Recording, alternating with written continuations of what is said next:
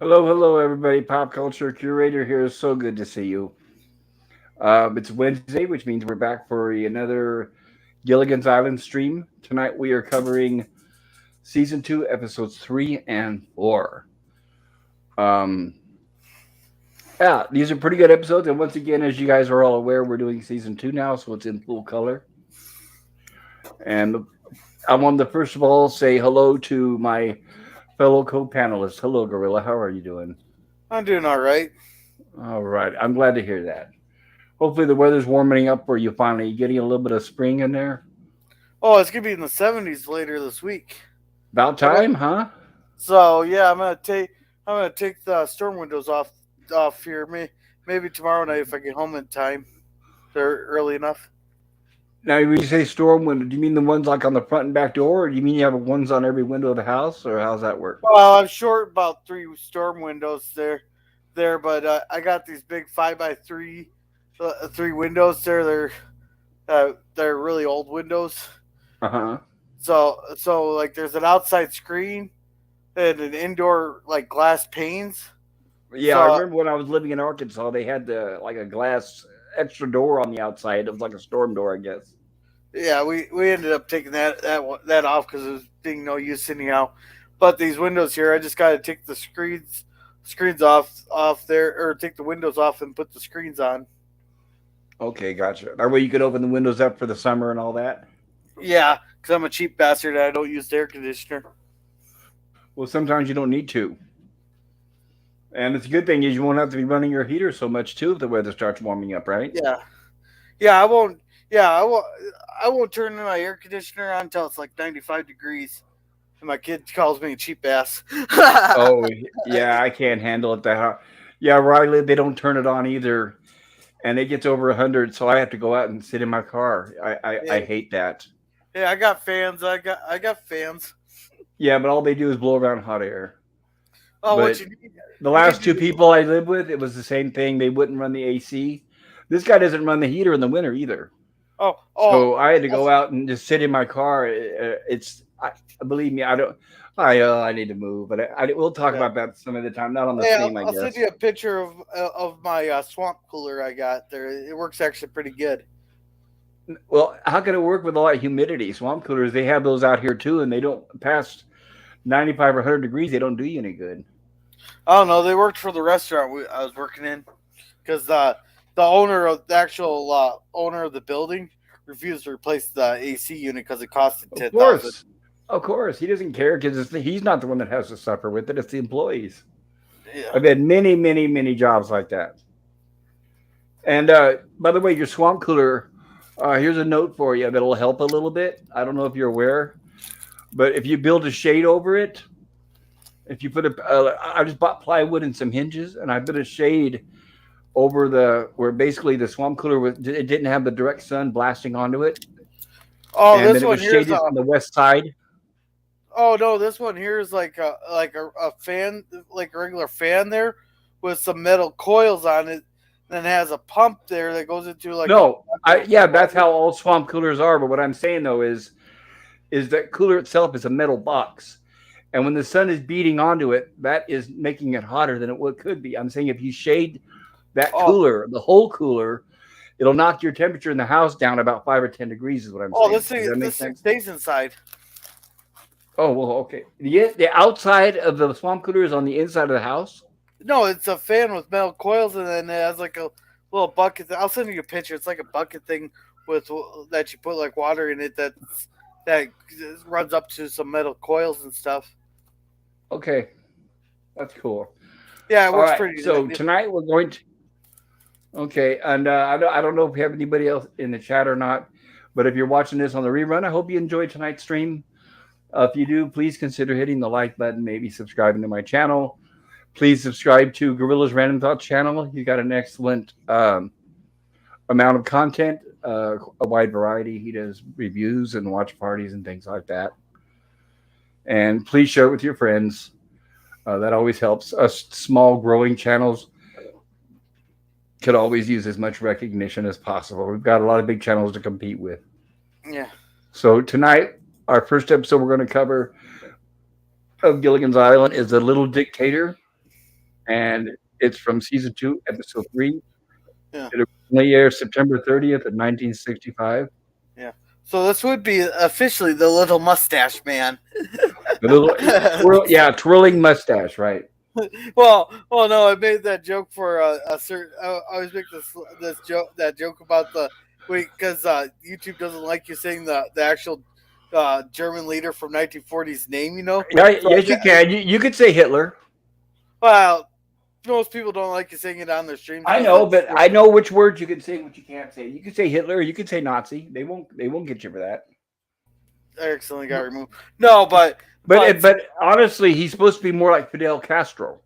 yeah, no, but I always made the joke that it's the Little Mustache Man, because he had that small mustache, but this guy's a real short guy with a mustache and stuff. Well, you're right. He was very short. And by the way, the actor who plays, uh, I guess, well, I don't know if he's an antagonist tonight, but I guess you could say he's the bad guy.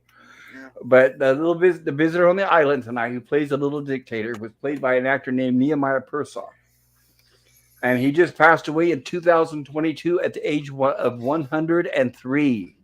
Holy So he was, shit! Oh, sorry, yeah, sorry, sorry. I'm sorry. yeah, But he was man, he one of made the it a last. while. Yeah, he was one of the last survivors who played on Gilligan's Island. So I thought that was very cool. He had a wide variety. He did a lot of movies and TV. Yeah, he was born in 1919 and died in 2022. So he just died last year. Oh, nice. He must have had a nice, good, healthy diet. Yeah, good healthy diet, especially for being born in Yeah. California. I guess he was born in San Luis Obispo, and that is nice there. It's like all beachfront, very expensive area. Yeah. Okay, All right. so without further ado, let me get this queued up.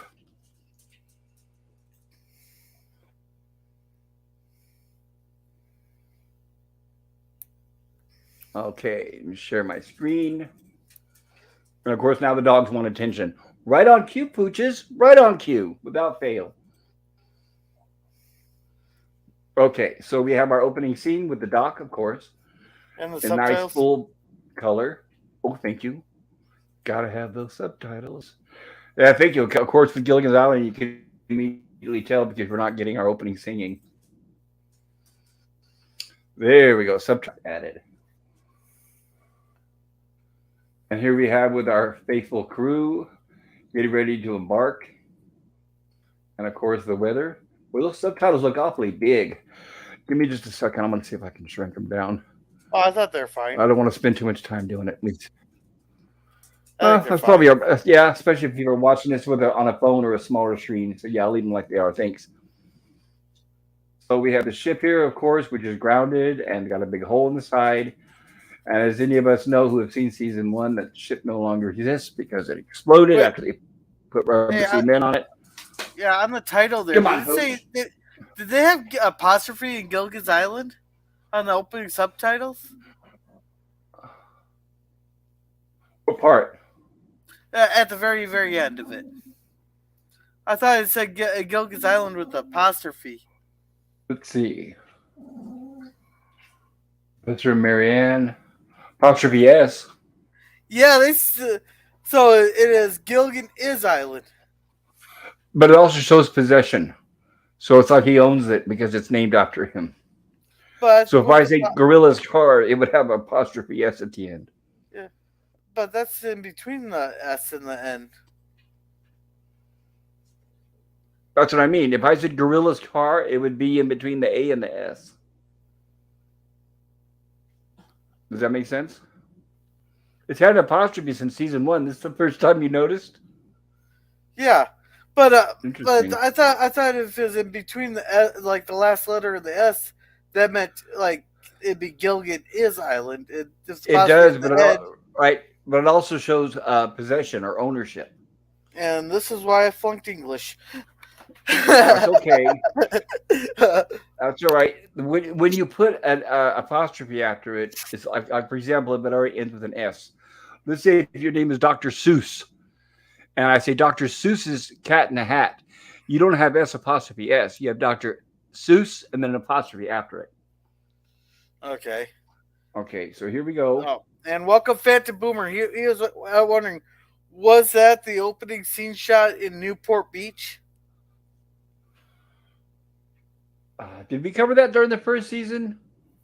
I can't remember. I, I'd have to look that up. I can't remember off the top of my head, Phantom Boom. Oh, It's a good well, question, but I guarantee you I will answer it for you.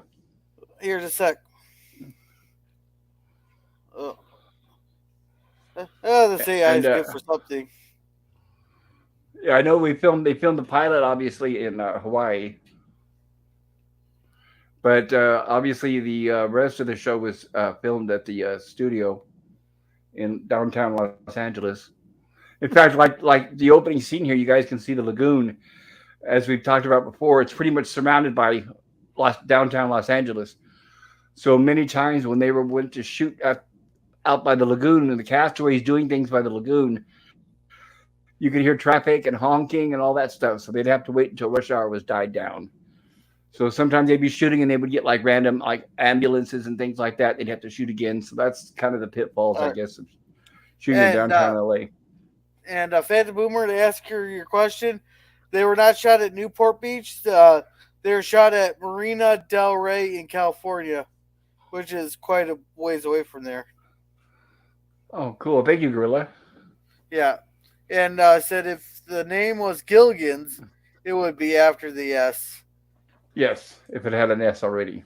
Yeah, Alamitos Bay Marina. So here we have executive produced by Sherwood Schwartz and directed by Jack Arnold, the fantastic guy who directed The Incredible Shrinking Man, which we watched last night. So that's nice to know that that movie last night and this episode were both directed by the same person. And here we have our visitor here, Nehemiah Persoff. As I mentioned, this is the guy that lived to be 103. Good for him. I'm sure that's much more than I'll last. And of course, this might not be accepted today because the fact that he's not a true Latino and he's playing Latino, but who cares? This is the Yeah, 1960s. because I don't think that's the real term for pistols there.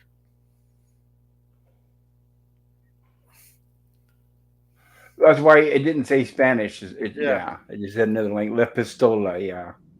yeah. And hey there, Chris. How's it going there? Well, Chris, good to see you. And you say hi there to Phantom Moon. And welcome, Resolute Germ. How's it going? We're just getting started. Hello, Jerm. Good to see you all.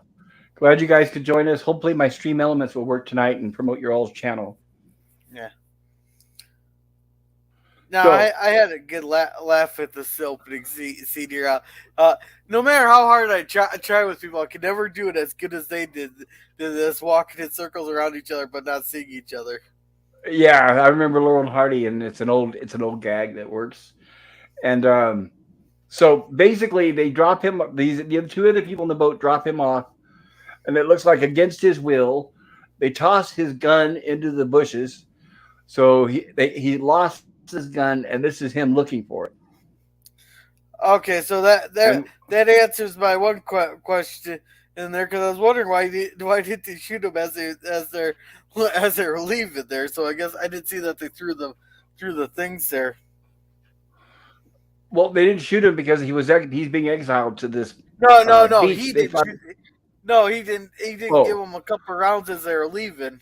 That I oh, didn't. I okay, missed the gotcha, part where they threw it. I missed the whole part of the gun get thrown in there. That's why he was searching there. gotcha. So he's looking for his gun, and we have Gilligan coming along, picking fruit and berries and stuff. As you can see, they're going around these patch of bushes, and he's still looking for his gun. And Gilligan is not aware of him, does not know that he's there. And now they bump into each other. Well, actually, what happens is Gilligan, without realizing, grabs the gun from inside the bush and puts it in the basket, and it's still in his hand. And Gilligan hasn't quite figured out what's going on. All So right. he sees the guy, and did you have something, Gorilla? Yeah, I got a little trivia for you. What kind of gun? What kind of gun is that? I didn't get a chance to look at it. Isn't it? I know it's what is it, like a little 38 or something. Ruger. Not a Ruger. It's a 32 caliber Harrington and Richardson top break revolver. Gotcha. Thank you. Now I think I spotted mistake in here. I think if I remember correctly, In this I scene. think no, it's just a little bit further on, but it has to do with the gun. Okay. Point it out when we get to that part. Okay. Thank you. Um, as of Phantom Boomer says, as of March 22nd, the minnow is supposed to be up in the BC on Vancouver Island.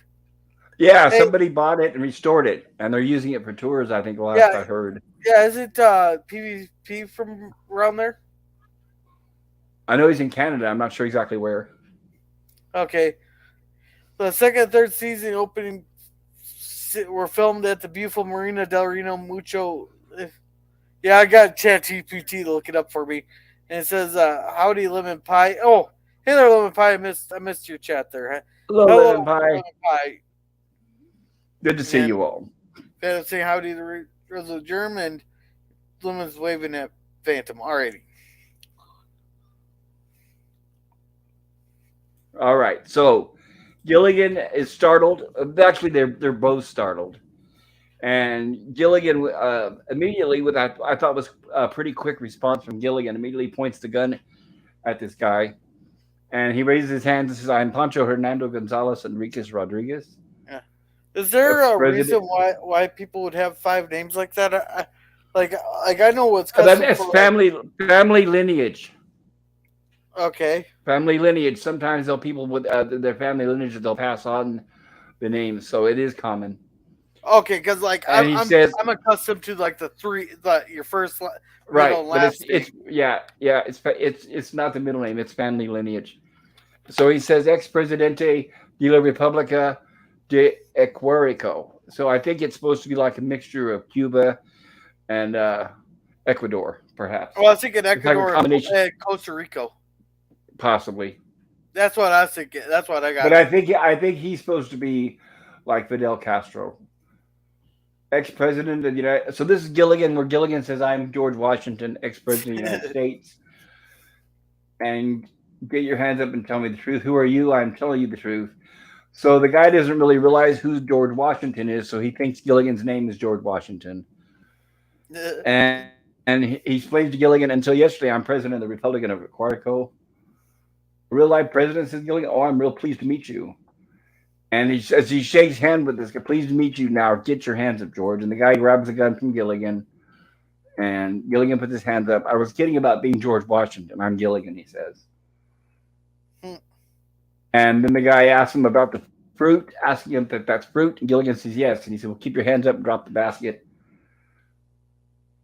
And of course, he grabs his basket and he says, you eat first, because he doesn't know if it's poison or not. So Gilligan So starts to eat, and paranoid. then he goes to grab a.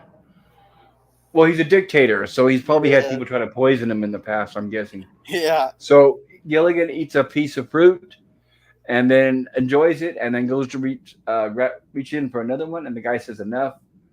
And he says, "You don't feel sick?" And Gilligan says, "No." A little dizzy, and Gilligan says, "No." Or maybe woozy in the stomach. No. Okay. So then he immediately digs in and starts eating the fruit. So I'm guessing they didn't give him much food when they dropped him off the island, and he's already hungry. And now he's telling them wrong. In my country, there's a saying, "He who has gun is the leader." The reason why he says that because Gilligan says, "Don't you want me to take you to our leader?" And he says, "No." He says, uh, "Our saying in our country is, he who has a gun is the leader." Sorry about that. Like I said, I know I mentioned it before, but when we're showing the slides, it doesn't catch everything they say. So we'll try to fill in the blanks as much as we can. And once again, I encourage you to watch this episode. The reason why I show this is to get people to watch it. If you've never seen it, I insist you enjoy it. Or if you haven't seen it in many years, please watch it again. I think you'll find yourself pleasantly pleased. Yeah. So Chris, so which one of you stalking who here? He says, "Hello, lemon pie. I swear I'm not following you. So who's stalking who?" Who's And stalking you? Chris is. He says, "Chris is laughing." Uh, Here is the link to Euler Greg's channel, There it is. Yeah, good. My stream Bellman spots is working. That's nice and to see. there's the link to Dollar451's channel. Then oh yeah, that always bothers me in all these Hollywood shows that they always have their finger right on the trigger and stuff like that. That always Yeah, bothers. anybody who knows gun safety knows you never put your finger on the trigger unless you're planning on shooting. So here's where we have where the dictator is leading Gilligan back to the huts, and when they pass behind these bushes, there's a scuffle, and we see some sand being thrown like this, kind of a comical effect. So apparently, behind the bushes, Gilligan wrestled the gun away from him, and now Gilligan's leading him to the huts. And as they pass behind these rocks, we get another scuffle, and it looks like he wrestled the gun back away from Gilligan. And just as he does that, we run into the skipper, Mr. Howell, and the professor. And now he explained to them that was only the first bullet. Drop that gun, we've got you covered. That's what they say to him. He says, you drop your weapons and come out with your hands up, he hears. But unfortunately, it's the girls, and they don't have any weapons. Oh, I don't understand it. It used to always work in the movies, says Ginger. And of course, he's very excited when he sees the beautiful women, I Chihuahua. That might be a little racially insensitive, but oh well. This Yeah. is, like I said, everybody, this is the 60s. Well, the one thing here, everybody is always attracted to like Ginger. I know she's supposed to be the eye candy of the show, but I've always found Marianne more attractive than Ginger. Yep, Marianne got the most fan mail. But of course, it probably doesn't help. I'm probably a little prejudiced because I've had a redhead throw a frying pan at my head, so that might be a little Yes, prejudice yeah, I there. mean, yeah, that might influence your decision. So here we have where he's been scoping out the island, and he tells them it's a good view from there, George. He's still calling Gilligan George. Magnifico, almost twice as big as my country, Ecuador, which means his country must be really small, I imagine. Well, we haven't had an official ceremony. Yeah, maybe it's. Howell has. I think that's supposed to be a joke. Like maybe his country is like Vatican City. You know how Vatican City is considered its own country. Maybe it's Yeah, something like that. there's a lot of them like that. And it's interesting. It looks like Mr. Howell has a piece of rubber on his nose. I didn't catch that the first time I watched it. I'm Right. wondering if they've got putty covering his nose because maybe an injury or there's something going on with his nose. But that's a fake nose on Mr. Howell. I didn't even notice that. Neither did I, not until now when I saw the still photo. But now that you look at it, you can clearly see that's not his nose. So, um, Mr. Howell said Howell Hills has been suggested. Of course, we missed some of the lines. Let me try to go back and catch this. What is the name of this place? That's it. That's what he asked them. And that's why Mr. Howell speaks up and says Howell Hills has been suggested. It might just be a cut on his nose. That might be his nose if he just has a cut, but there is a line on his nose. Huh. Oh, well, call it that. So now they're trying to think of a name for his, he wants to think of his name for his island. I suggest we call it Aquatico West. And Aquatico West is the skipper. See, I have always had a dream to be the father of a country, he says. This here was the, back in 1960. This would have been funny, but I guarantee you, with the line that's coming up here, people have been going, "Oh, people will be rolling their eyes, going, oh, this is so woke in that." Because when he says that the brothers were the father of the country, my father was the father of their country, and my mother was the father of the country, people would be up. I guarantee you that few people would have. I know a few people would have said made a whole big deal out of that line. Yeah. Yeah, My brothers were the father of their country. Even my mother was the father of a country. He says that. yeah, yeah. Like I But it say, could I be know. a mother of a country, mother of a country, I guess. No, but Right. but with everything going on, people will find a way to bitch about even one line like that that's supposed to be meant for humor. Yeah. That's the first thing I thought about that. I was like, but of course I hear this stuff every day, you know. Hey, and welcome Right. Nemesis of Eden. How's it going? Hey, old Nemesis, so good to see you. Glad you could join us. And show a little more respect for your provisional presidente, he says. President, they say. Yes, until it is safe to hold free democratic elections. And then when will that be? Never. And basically, he says never. And that's them complaining. There goes brother number two, he says. So I hear cheer for your new presidente, they say. And it doesn't sound like they're very cheerful. Weak hooray. So they do say hooray, but it's very weak and silent. But he accepts it. Now he's already taken over this hut as his office, and Gilligan apparently is his guard. and he's bringing in each of the subjects to find out who they are and assign them jobs. So, how are you? George here tells me that you are well acquainted with money. He said, oh, we're on a first name basis. But sorry, not all the lines are here, so I'm going to just go through this without trying to ruin the jokes. Yeah. But he's going to appoint Mr. Howell as Secretary of the Treasury. And of course, Mr. Howell says, what Treasury? And Mr. Howell explains to him basically, well, to see you have to have a monetary Oh, system. Go ahead, Gorilla. I thought it was so funny. Mr. Hall explains it was pretty much explaining to him that you have to have the gold standard, for money. There he goes. No, you Right. just need you just need paper and a printing machine. Machine. They goes. Sound familiar? I know, right? It's so funny. I just found it humorous, especially with everything that's going on with our currency right now. I just kind of had to laugh at that, like, oh man, that he's explaining exactly what's going on now. Right. And what happens is that's why inflation is through the roof.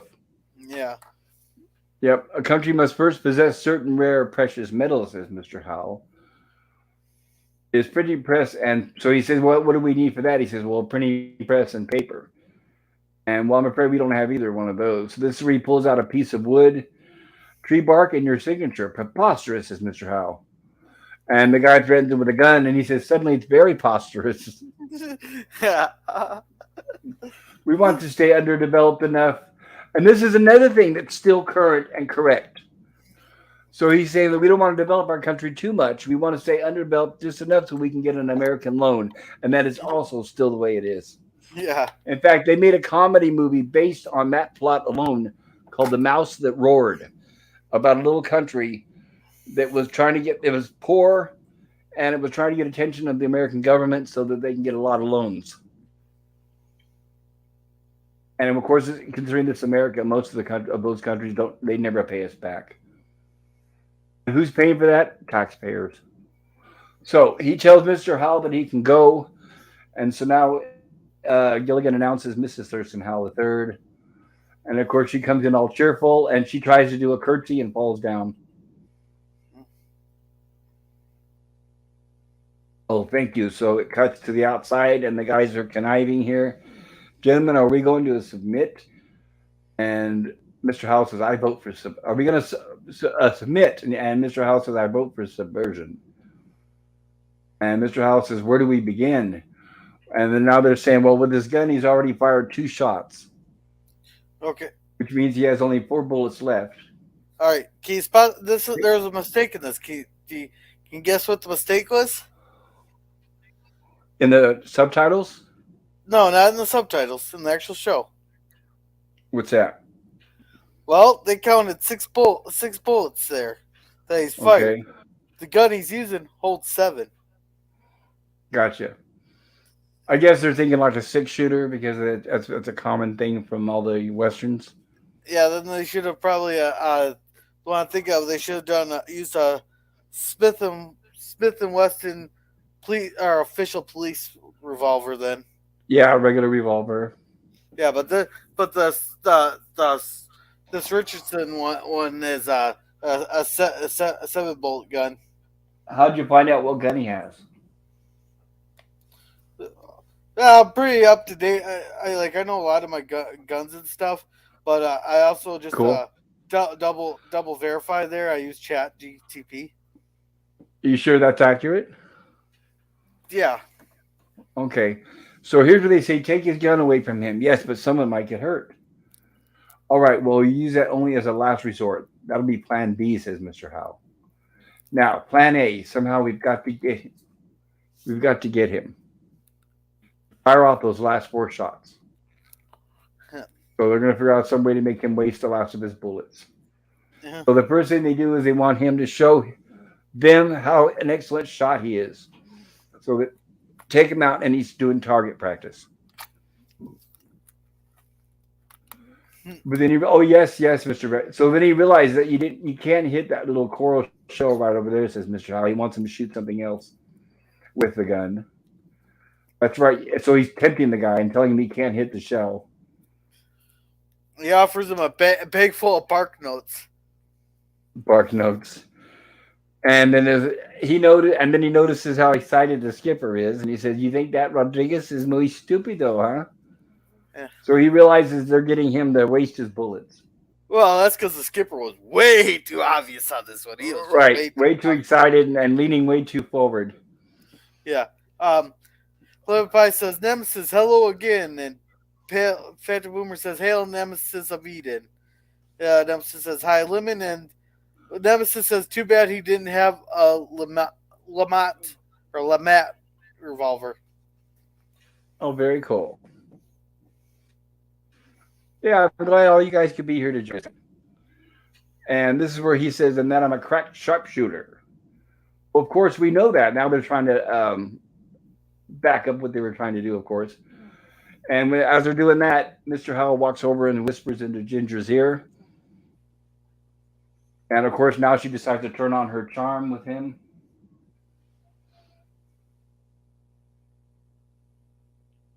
And of course, you are so talented. I got goosebumps all over just watching your masterful marksmanship. And you like the way Rodriguez shoots, he says. See, she says. Senorita Rodriguez can do many things. I bet you can, he says. You should see me die for coins.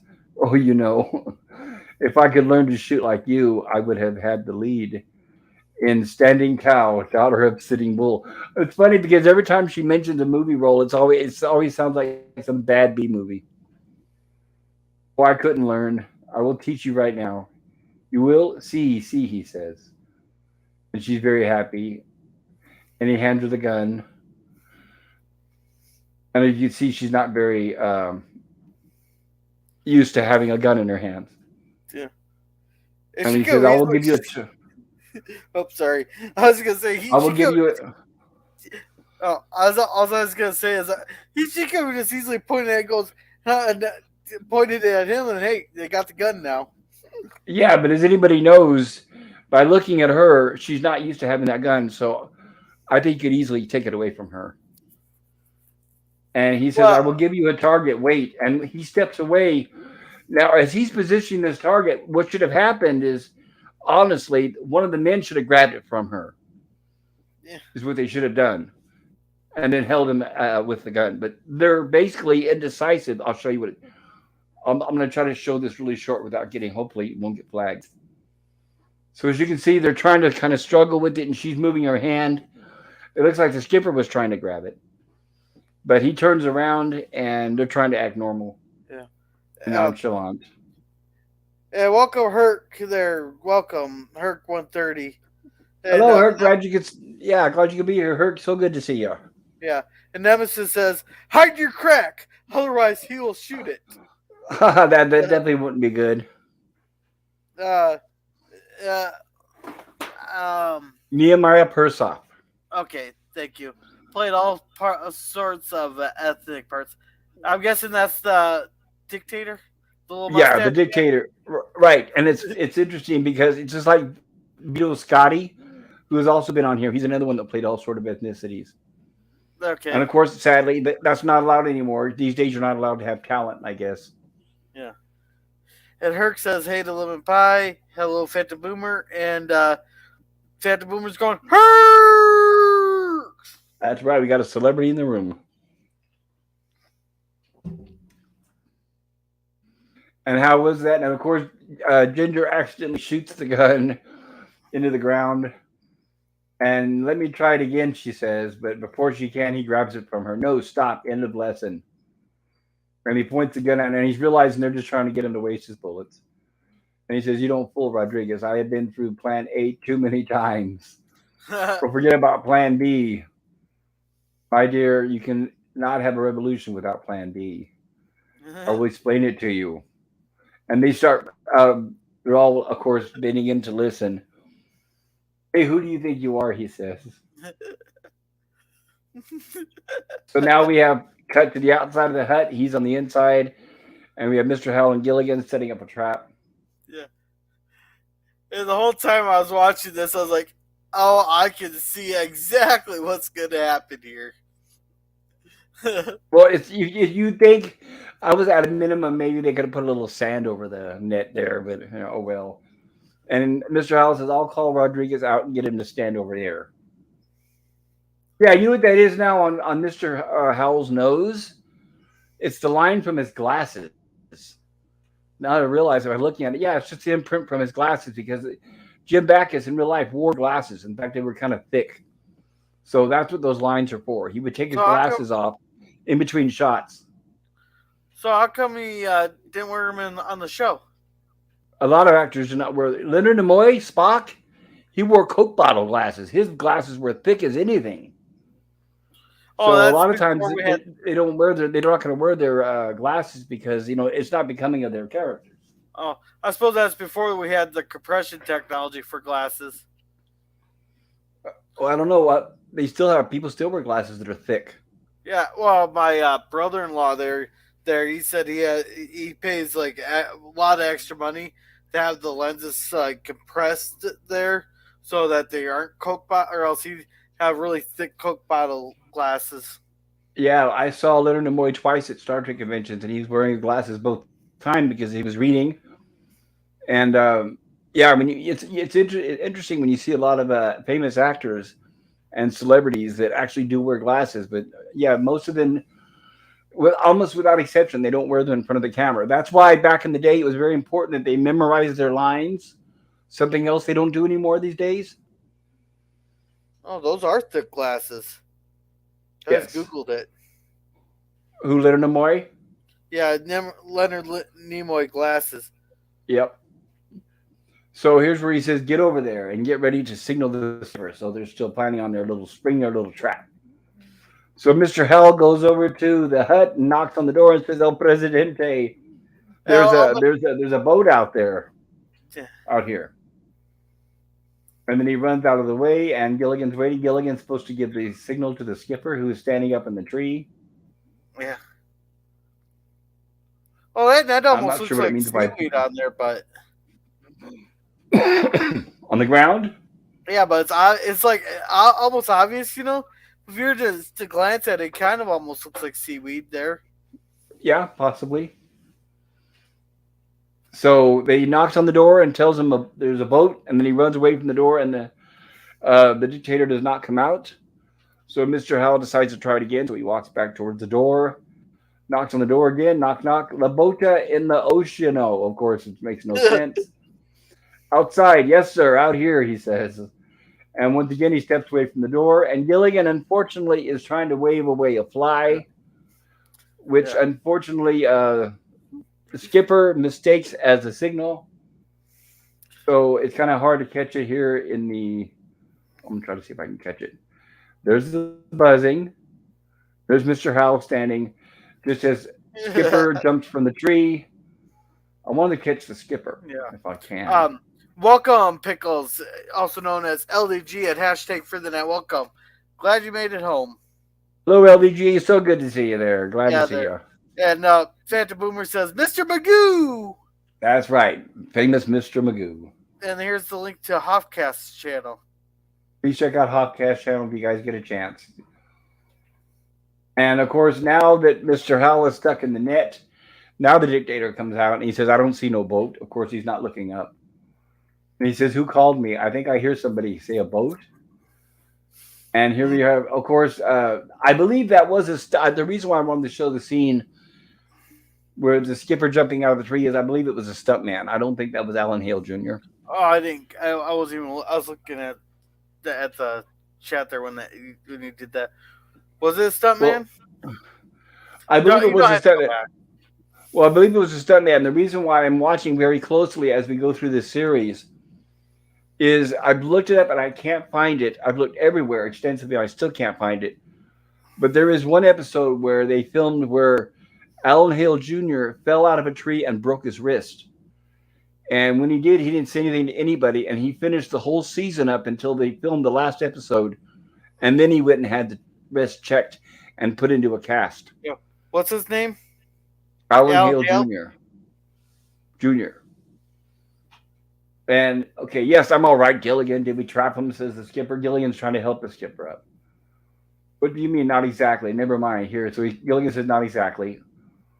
And of course, Skipper decided, says, hold on to this. I'll look for myself. And when he does that, Gilligan's much lighter.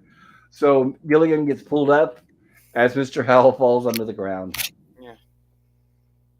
And of course, the dictator sees this and says, hey, what are you doing there? Now Gilligan is there in the tree. And he tells Mr. Howell, you listen, you stay there. And of course, the gun gets stuck inside the net. Stay there. Who did these things? So he's trying to figure out what's going on. Don't fool around with me because I'm going to fish you out like you've never been fished before. So we cut to a later scene, and he has Gilligan tied up, and apparently it's going to be like a firing Yeah. squad for Gilligan. Yeah, the episode is Chain of Command. Remember he broke his wrist? He did not break it, but I'm guessing he sprained it bad enough he had to wear a cast. Yes, he did have to wear a cast, but he finished the entire season without going to the doctor. Yeah. So, yeah, the episode he got hurt in was Chain of Command. It's the last episode of the season. Season 2? Yep. I wonder if that was broadcast order, because I know in Sherwood Schwartz's book, he said that he finished filming the whole season before he went to the doctor. And Yeah, it doesn't seem like he would say that if it was the last scene or the last episode, but I don't know. Yeah, It it's the doesn't really last matter. episode. So here we have him getting ready to shoot Gilligan. And of course, I demand a trial by jury, says Mr. Howell. I'll get the most expensive legal talent. I may handle the case myself. Perhaps, Mr. Secretary Treasurer, you'd like to go up there yourself, says the dictator. I refuse to answer that on grounds that it might tend to. Well, Senor Presidente, he's so young, he's just a boy. They're trying to plead for Gilligan. A growing boy, says Gilligan. I want to keep growing. And of course, Ginger says, I can't watch. All right, what would you like? And so Gilligan asks her, is there any way he can get a last meal? Yeah. And so that's why the dictator says, what would you like? And Gilligan starts thinking, well, let's see, kind of dragging it out. It is time to teach you all a lesson, he says. You can't shoot him in cold blood. If you ask me, you're a coward, says Ginger. No, I thought that was Marianne. It could be. I was just trying to go by who had their mouth open. Yeah, you're right. It was Marianne. Yeah, it was Marianne. He Hey, says, I want welcome, to ask Stokely. you. Hello, Scogly. Good to see you there. I don't ask you. Get ready, said the dictator. Get set. Silencio, silencio, silencio, he says. You get me all mixed up now where I was. And get ready. Click. So that's when they realize that he's out of bullets. And that's when they attack him. And I thought it was funny because Mr. Howell is not very effective. And all he's doing is hitting him with his hat. Yeah. And then he eventually hits the skipper with his hat. So I don't see how that's going to do much good. And as he does that, the girls rush in to free Gilligan. And they said, he didn't shoot you. Are you sure? He might have used a silencer. By the way, guys, silencers, like you see in the movies where they screw that little thing on and it makes a pew-pew sound, fake. They don't really exist. Well, no, it does exist, but it doesn't muffle the sound. It still makes a loud noise. Right, it makes a loud noise, but it's not like the one they show in the movies where it makes a little pew-pew sound. Right? It's not, yeah, that's just TV. But what happened to my last 2 bullets? Oh, yes, now I remember. I used them. Poor fellow. So he says that he shot 2 people before he left the island. Yeah, he shot 2 of his guards. Right, 2 of his guards. I guess for abandoning him, I'm guessing. Oh, poor fellow. I hope he has money in Switzerland. Very unlikely. And I thought this was odd or interesting. He's in the hut, pacing back and forth, and I thought those containers on the table representing ketchup and mustard. Usually when I see those 2 colors, that's what I figure they're for. I thought it was just decoration. It could be decoration, but I wonder how they got those on the island, but oh well. Well, they could have carved them out of they could have found something like a stone or something that resembled it. Like they look like plastic, but I think it's supposed to represent like two like a yellow stone and a red stone they found maybe, and then they carved them and shaped them. I was thinking, well, since they're on the center of the table, maybe they're supposed to be like salt and pepper. I don't know. Yeah, but I'll be back in 30 seconds. Go for it. So we have Mrs. Howell enters the hut, and he stands at attention, well, kind of a loose attention. I am ready to be executed, he says. Then you are going to exile me, of course. I never heard of such nonsense, as Mrs. Howell. And then he says, well, then what will become of me? And she says, you will become a member of our little community. He says, "You mean become one of the masses?" Of course, as he considers himself much above the masses. And she said, "We don't like to think of ourselves that way. And you will be free to do or become whatever you want," she says. "Anything?" Mm-hmm. And he says, "Senora, you have just given me an idea." We cut to a later scene, and we have Gilligan and Skipper sleeping, and it looks like he's waking up Gilligan.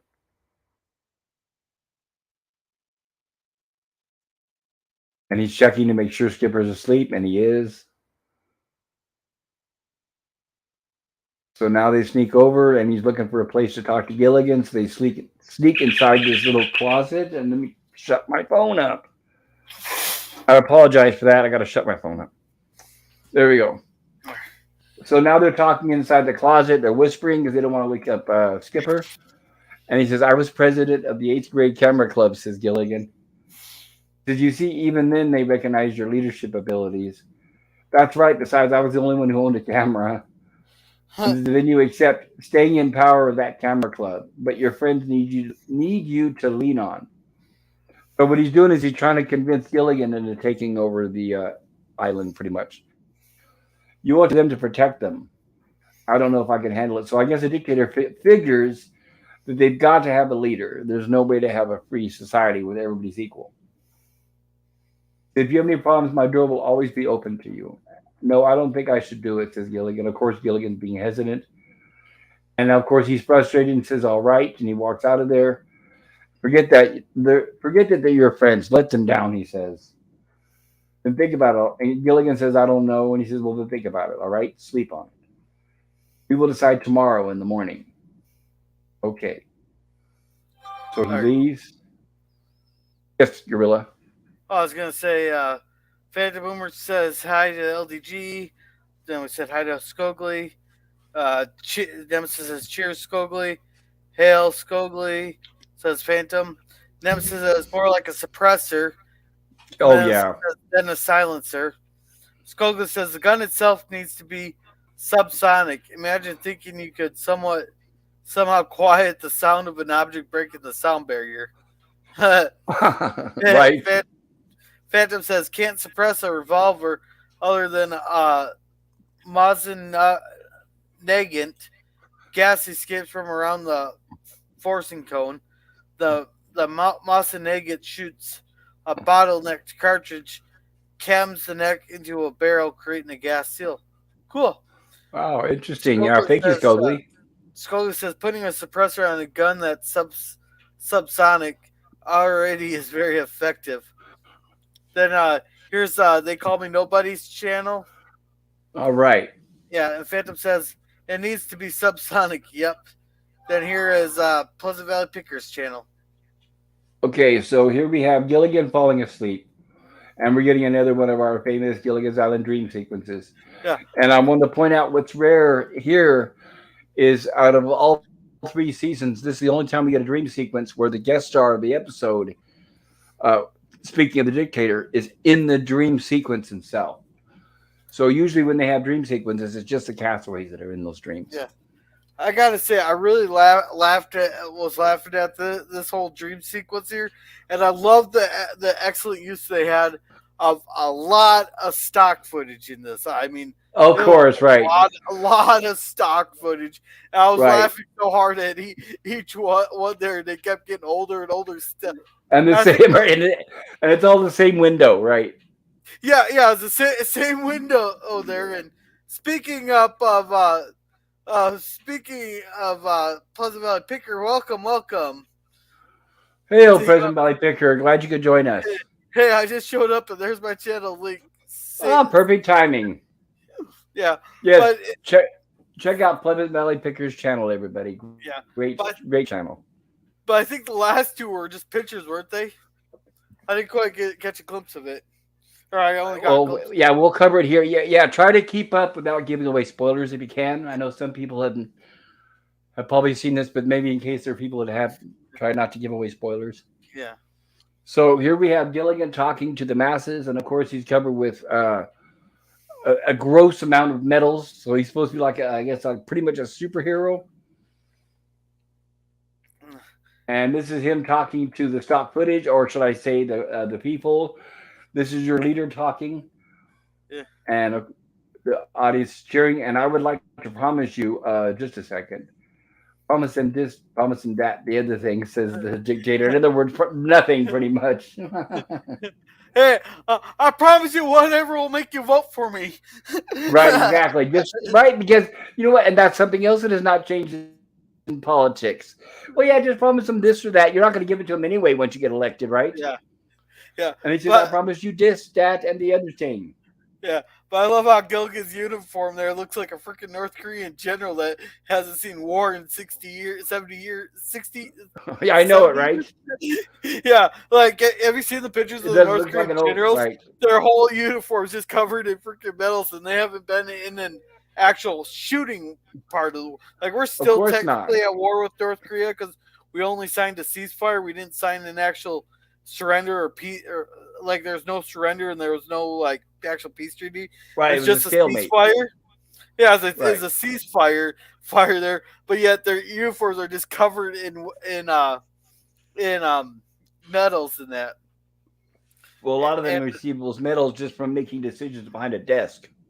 yeah, and Skogli here says, don't forget that a bullet hitting a human skull or bone is comparable in volume to a baseball bat hitting a wall full swing.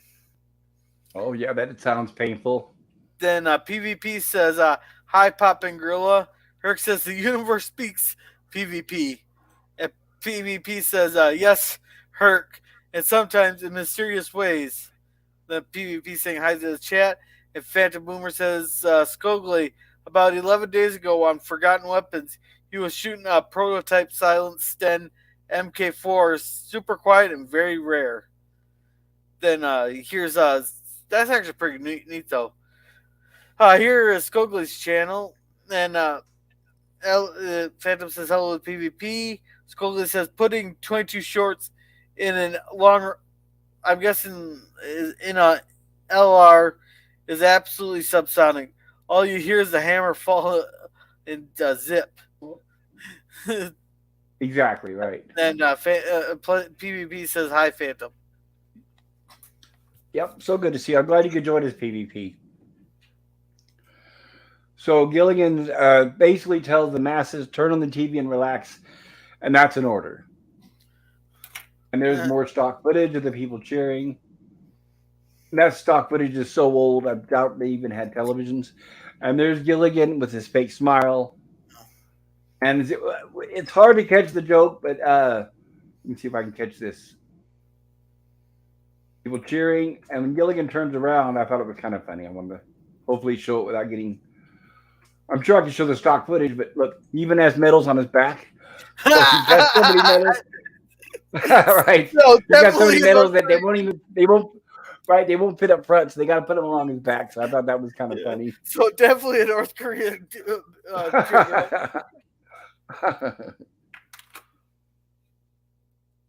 So he goes in and there's his console, which just so coincidentally happens to be the castaways, of course. yeah. And he says, be seated before the cabinet begins its contemplation. We have to pay our respect to the leader of our country and to our country. Everybody else ensure the leader of the country. Sorry, I know we're missing lines here because of the slides. But now he excuses everybody and he starts calling them in one by one. And he calls in the Secretary of the Navy, who happens to be the skipper. And they're singing the country's national anthem, Gilligans.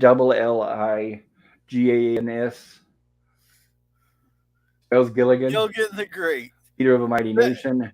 Then funny Right, goes up. Then they go, why is there holes in it? Someone throwing rocks at it? Goes, no, moss. right, no, right.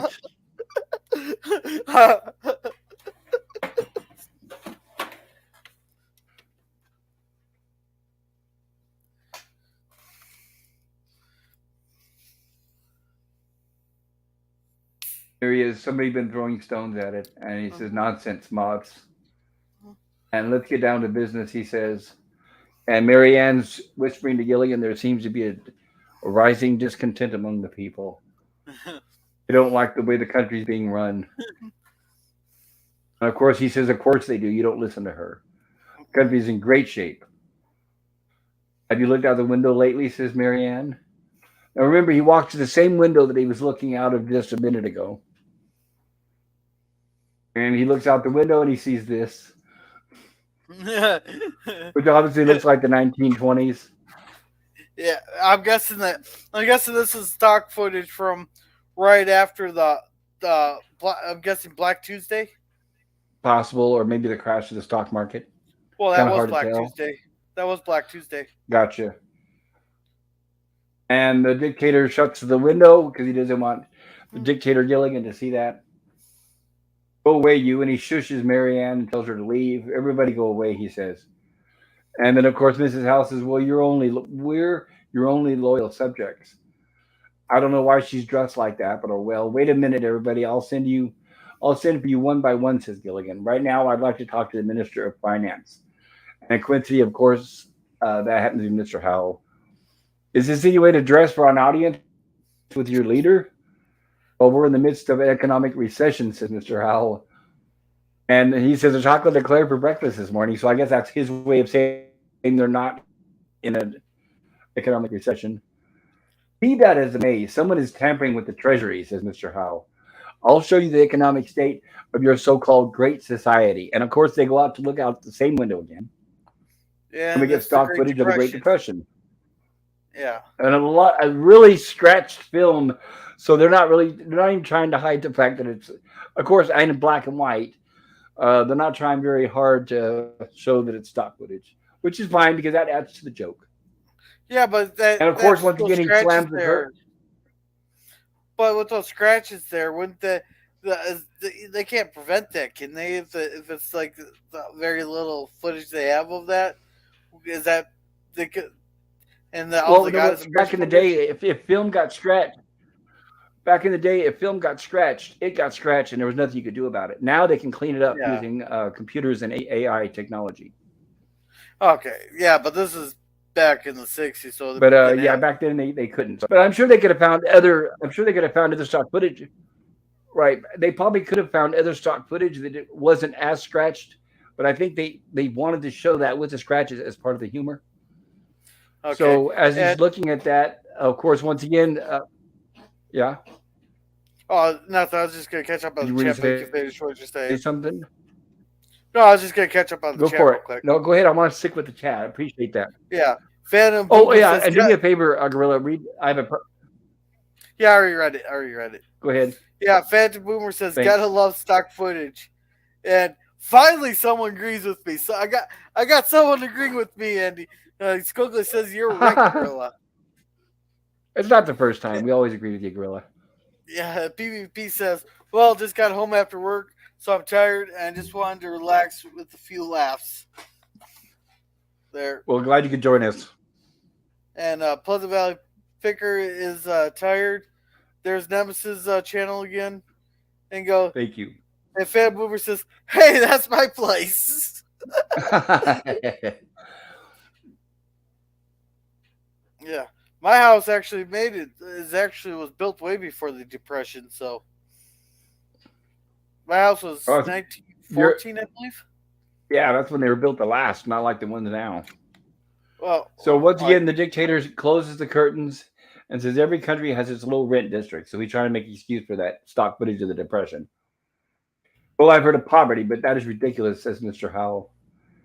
And send in my Secretary of the Navy, and here we have with the oops, and here we have where the skipper comes in, and unfortunately, the suit the skipper is wearing doesn't seem to be fitting him very well. And they say, then speak first, and it's lies, all lies. But you brought it up, sir. Why don't you come to the window and see for yourself? So he's asking him what's the state of the military. So the Secretary of the Navy wants to take him to the window and show him and see for yourself. And once again, Gilligan looks out the window, and this is what he sees. Of course, and as you were saying, they get older and older and older, the stock footage. Or at least the periods of the stock footage. And of course, once again, he closes the curtain and says propaganda, vicious propaganda.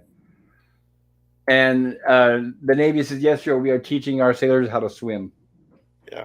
Oh, I was wrong. Wrong. Sorry. What's No, that? I was wrong. It was 1918. But they got some data wrong on my home here that I've looked up. They got some of this Well, data's wrong. well, if I was you, I wouldn't trust Chat GPT too much. No, I've no, been no. hearing I there's a lot actually of looked it. mistakes with it. No, I looked this up on Zillow. They got some of the information wrong on it. Okay. But yeah, back to the Okay. show. Back to the show. Yeah. Well, yeah, Zillow's kind of like Wikipedia. It's information put in by the public, and the people on shore are learning mouth-to-mouth resuscitation, says the Secretary of the Navy, without becoming emotionally involved. How can you do that? He says. Sorry, we kind of missed some of the subtitles here because of the frames and the slides. The country can't wait. We're in grave danger, says Gingers. I'm not an. He said she's an imposter, and she says I'm not an imposter. I'm your very own spy, secret agent 0036. And she takes off her coat, and then he says, "Oh Woo! ho, 36. Yeah, You're sure you're not a counter spy?" You can't argue with that we, either, says Gilligan. yeah, You yay! can't We get a trust your very own bikini spy. shot. Who? Yes, I we was get just a saying, bikini yay, shot because this yay! is the We get a 60s. bikini shot. We missed it yesterday, but we got a bikini shot here. Skogler, Right, what does but we're probably LR not. mean? He says about the LR gorilla. What were you going to say was correct? Well, I got. What's the LR stand for? Because that's the second time he's put that in the chat. I'm not sure what that means. LR. I'm not sure. I guess I should know. Sorry about that, Scogly. Yeah, I'm confused. But Ginger says, if you can't trust your very own spy, who can you trust? Me, he says, and I say the country is in great shape. And she says, it's in terrible shape. Take a look, she says. And she says, not at me, at the state of the country. So, of course, Gillian walks over to the window once again. And now he takes a look, and this is what he sees. Of course, the same window. So it's, I guess they're in a time traveling room that keeps going back further and further in the past. Yeah, to the Indian Wars. And where is everybody? He turns around, and they're all gone except for the dictator. Where is everybody? And he says he killed them along with the rest of your cabinet. He said, "What? Where's my loyal subjects? Where are you, my cabinet? My loyal subject, where are you?" And he says, "They're all gone." And he says, "What do you mean? I'm the leader of this country and president of the eighth grade camera club. You are nothing but a puppet ruler," he says. But that's something that hasn't changed in politics either. Me, a puppet ruler? I don't believe it. I can make you do anything I want. Absolutely anything. And as you can see, he has a marionette stick. Okay. And Oh, he's making Gilligan move like a puppet. Skogler I says can. the long rifle. I almost said it, but I didn't. Oh, okay. I think that's what you were going for, but I wasn't quite sure there. But I thank didn't you, want to. Stokely. So we have Gilligan dancing like a marionette. And he says, I'll take away your power. Like this. And then he drops the stick and Gilligan falls to the floor. And as he does that, Gilligan is squirming and wakes up from the dream. Oh, we missed a couple Rodriguez, I don't want stock to be your photos puppet. there. We missed because of the slides. We missed two of them. Well, Yeah, probably because we the missed. slides. Sorry about Yeah, we that. missed Skipper with the Navy, We and saw then that. oh, did we? Oh, maybe I was Uh huh. outside or something. Maybe when I went to go get a refill. And he says, I won't be your puppet. So Gilligan wakes up and he runs out of the hut. I won't be your puppet. I refuse to be your puppet. And everybody is sitting at the table. They don't know what's going on. Gilligan, what's the matter, little buddy? Gilligan. And he says, Rodriguez, I won't be your puppet. And as Gilligan runs out to the lagoon, we see that the two people have returned for El Presidente and they're taking him back to the island. And he says, you don't have to, George. Oh, good. Where are you going? He says, back to my own country. A boat has come to pick me up. The loyalists are in power again, he says, and I am again a leader. My own, and he says, I will send a ship for you, my own personal ship. And of course, they're excited and they're happy, and they say, well, we'll be waiting. Well, they could have Already, fit a couple of the castaways in there to send along with them. I wouldn't have wanted to go, would you? Well, But oh well. I would say I'll wait here. If your boat comes back, then maybe I'll get on it. But knowing that his country's been going through a few uprisings, I'm not sure if I'd be so happy. But I guess anything to get off the island. yeah, they could Adios, have. adios. We're gonna be Been rescued, Gilligan. What's It'd be that? far easier to escape his country there, especially since they established it's smaller than that island. Unless it's like Cuba, which is an island in itself, and the only way to get off of that is by boat. Oh, So we maybe. have he says El Presidente, bye. He says. Yeah, be a So shorter yelling. swim. It'd I be don't a know. small. A lot of people have died trying to leave Cuba, unfortunately. To No, but swimming from was it Echo Rico? It'd be a shorter swim than swimming back to Hawaii from where they're at. yeah, possibly. I don't know if they've established how far away it is. Yeah. Oh, So, but so yeah, Lemon here has a comment that's relevant here, real quick. But Lemon says hi, Picker. Scogly says cheers. Pleasant says very cool. hi, Lemon. But Pleasant PvP says I get the feeling they'll be waiting a while. Yeah, that's why I wouldn't get on that boat either. Yeah, and especially considering they've already established wherever he's from is very small, and with the constant uprising, I would be hesitant. So bye bye, we're gonna be rescued. So they're all excited. You know, it is good they leave on a happy note because he's actually friends of theirs, and he says adios, adios, amigos, and he's gonna save them. Usually when they leave, it's kind of like on a bad terms, but hey, at least he's offering to rescue them. And there they go heading out to the lagoon, and of course we cut to a later scene. And Professor is speaking them to speak some basic Spanish. He says we'll be in a Spanish-speaking country until we return home. I think it only proper and good manners that we know a little of the language. Now, if you'll repeat after me, buenos dios, good day, they say.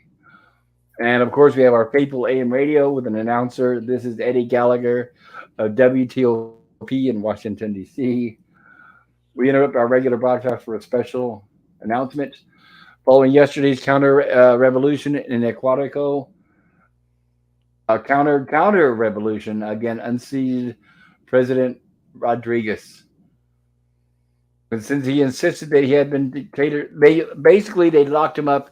We kind of missed some of the lines here because of the slides, but they locked him up in an insane asylum because he insisted that he had been a dictator on a deserted island Well, I with thought people they on it. exiled him to the top of a mountain. That could be it. Thank you. Oh, that's right. To the top of the Andes, the highest peak of the Andes. That's right. Thank you. Yeah, At and last resort, he was being parachuted into permanent exile. In fact, that's it here. That's right. On the highest peaks atop the Andes Mountains. And then they scoff at a deserted island with 7 people on it. No wonder they basically thought he was crazy. And now they're all saying, "Oh no, there uh, goes our rescue again."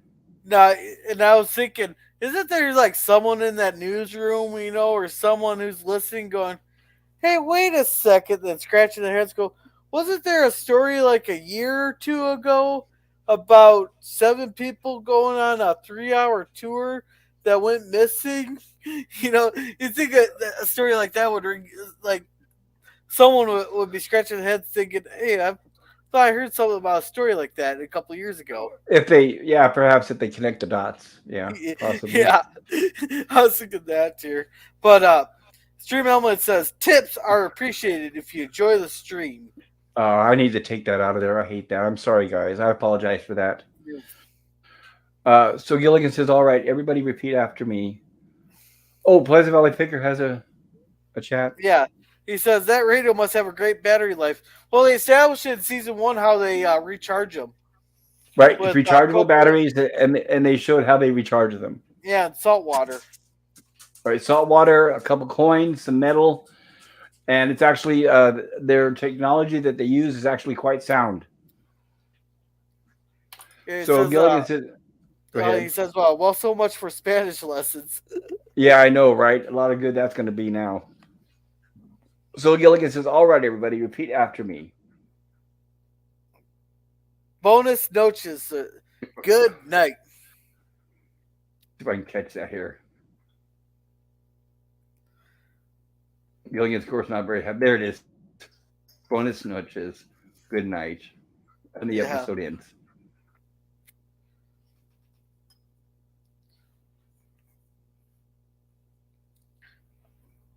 Uh-oh. Now, is this is, I'm Something's trying to wrong think. here. What's that? Well, we're through our second episode. No, wait, we're not. This is our first episode. Oh, no, never mind, never mind. I was going to say something's wrong here. We already went through our 2 episodes. It's only, what, a little over an hour? Yeah, we talk real fast. Yeah. So, is this Phantom Boomer? If you're still there, is this? Were you referred to where this scene was shot earlier? I know you mentioned where the marina was from the beginning, but were you mentioning the ending scene as well? Now, you didn't mention the ending scene, but I can look it up real quick. Well, you don't have to. Remember, I pointed out on the left-hand side, you can see the studio. Oh, So this was filmed on the studio lot, CBS. okay. Yeah, And, on the left-hand side, you guys, you can see the actual sound stage. You can see the round roof. yeah, Kind of looks like an airplane hangar. yeah. Go ahead. Oh, Skogla's just giving us a lemon. And PvP says, been so long since I watched the series, I forget a lot of stuff. Good thing they call recharge the batteries, or can recharge the batteries. Yeah. No, the opening scene of the marina. Yeah, and that was Gotcha. Thank you, Phantom. whatever I said it Yeah. was. Yeah. Yeah. I remember we talked about the opening scene, but I thought maybe you mentioned something about the ending as well. So now we have our ending song. Yeah. And the Did they choose Castaways the are, ending song? yes. Well, from the first season, yes. It's a different song and a different group. Okay. And of course, music composed and conducted by Gerald Fried, who passed away just a few weeks ago.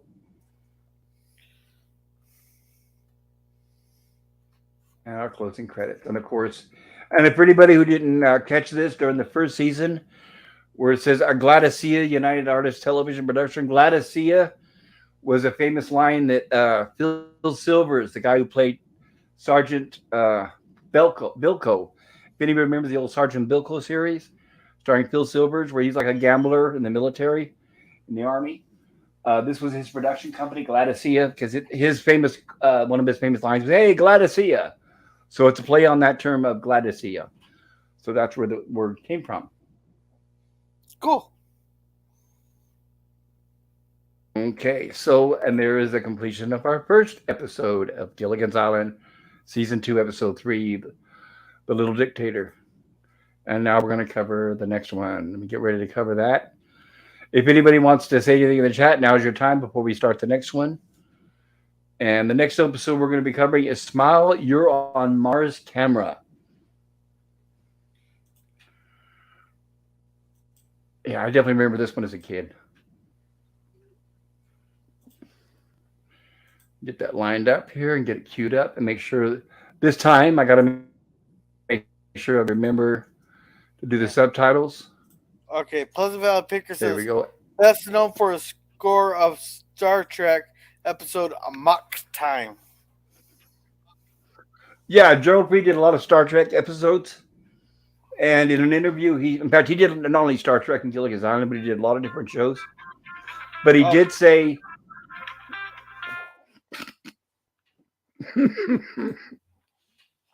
somebody calling?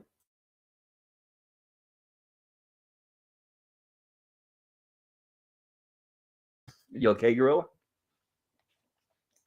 Gorilla might be on the phone. So we're going to go ahead with our opening intro here. And we have the marina. This is the one that Phantom Boomer was talking about. Marina Del Rey, California.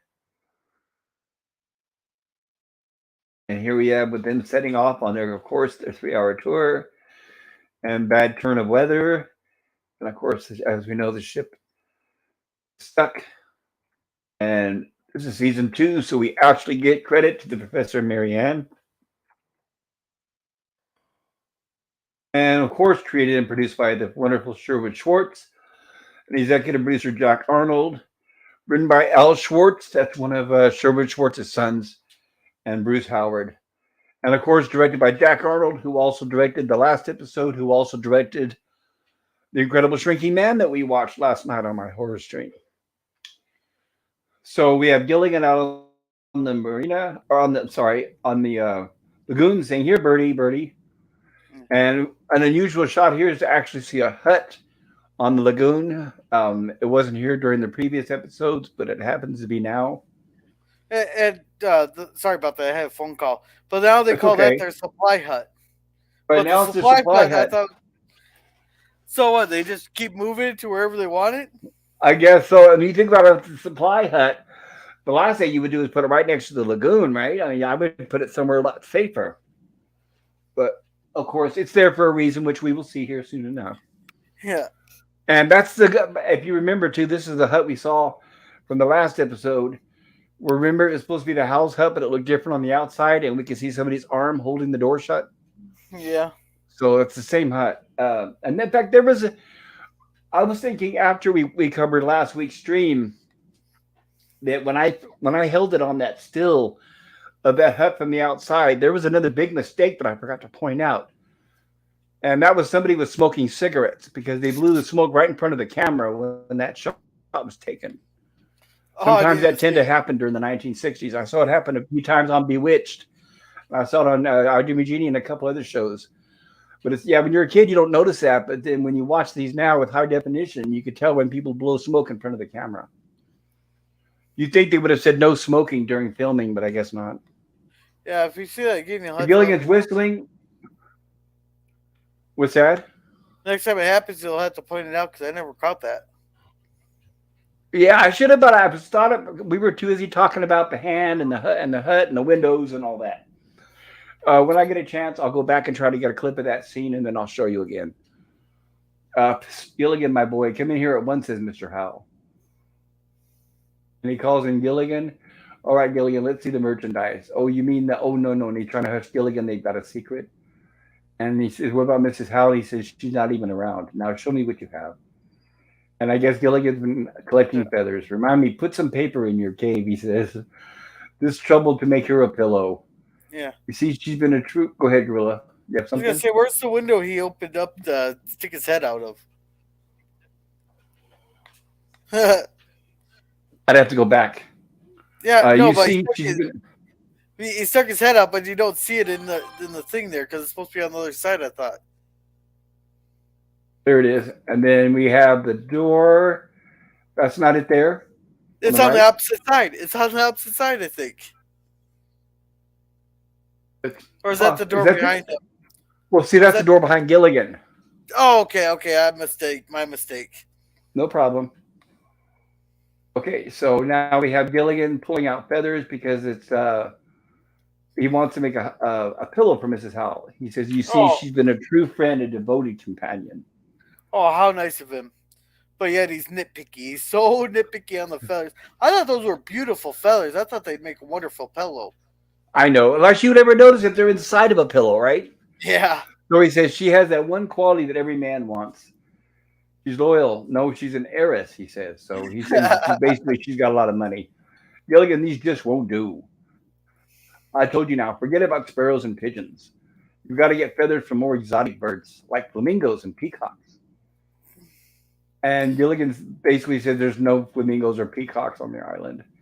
And he said, you've got to stay with it, Gilligan. What you need is perspicacity and ingenuity.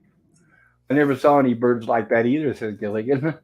And he says, must be a lot of bald birds, says Mr. Howells. And there's the pile of feathers they've been collecting. Well, you think after a couple birds got plucked, you think they're willing to stay away from the island because it's already been established there's nearby. But Yeah, I know, right? when I seen a pile like that, and what we learned later on, I predicted what was going to happen at the end of this episode. Okay. Yeah. So Uh, we have, yeah, is there a chat? yeah. PvP says the fight scene music in that episode is legendary, but he says feathers. What kind of bird did he pluck them from? I know, Feathers. right? Exactly. Yeah, also, I don't know if I was able to finish my statement, but in the interview with Gerald Freed, he said that the music he did on Gilligan's Island is what really made him rich. He made a little bit from Star Trek, but the incidental music from Gilligan's Island, he said, is what really paid off for him. So now look, you've got to get more feathers, says Mr. Howell. And remember, This operation is on a QT. Hope you know how to keep a secret. And he says, I do, Mr. Howell. All right, repeat my instructions. And Gilligan says, no. Mr. Howell says, why not? And he says, it's a secret. Yeah. So Now, Gilligan leaves. is Go QT ahead. the? I'm assuming QT is the same as on the down low, but what did that stand Yes. for? Quiet. Oh, quiet. Okay, I was assuming that, but I didn't. But you know what they say when you make assumptions. Well, it means secretly, stealthily. Okay, yeah.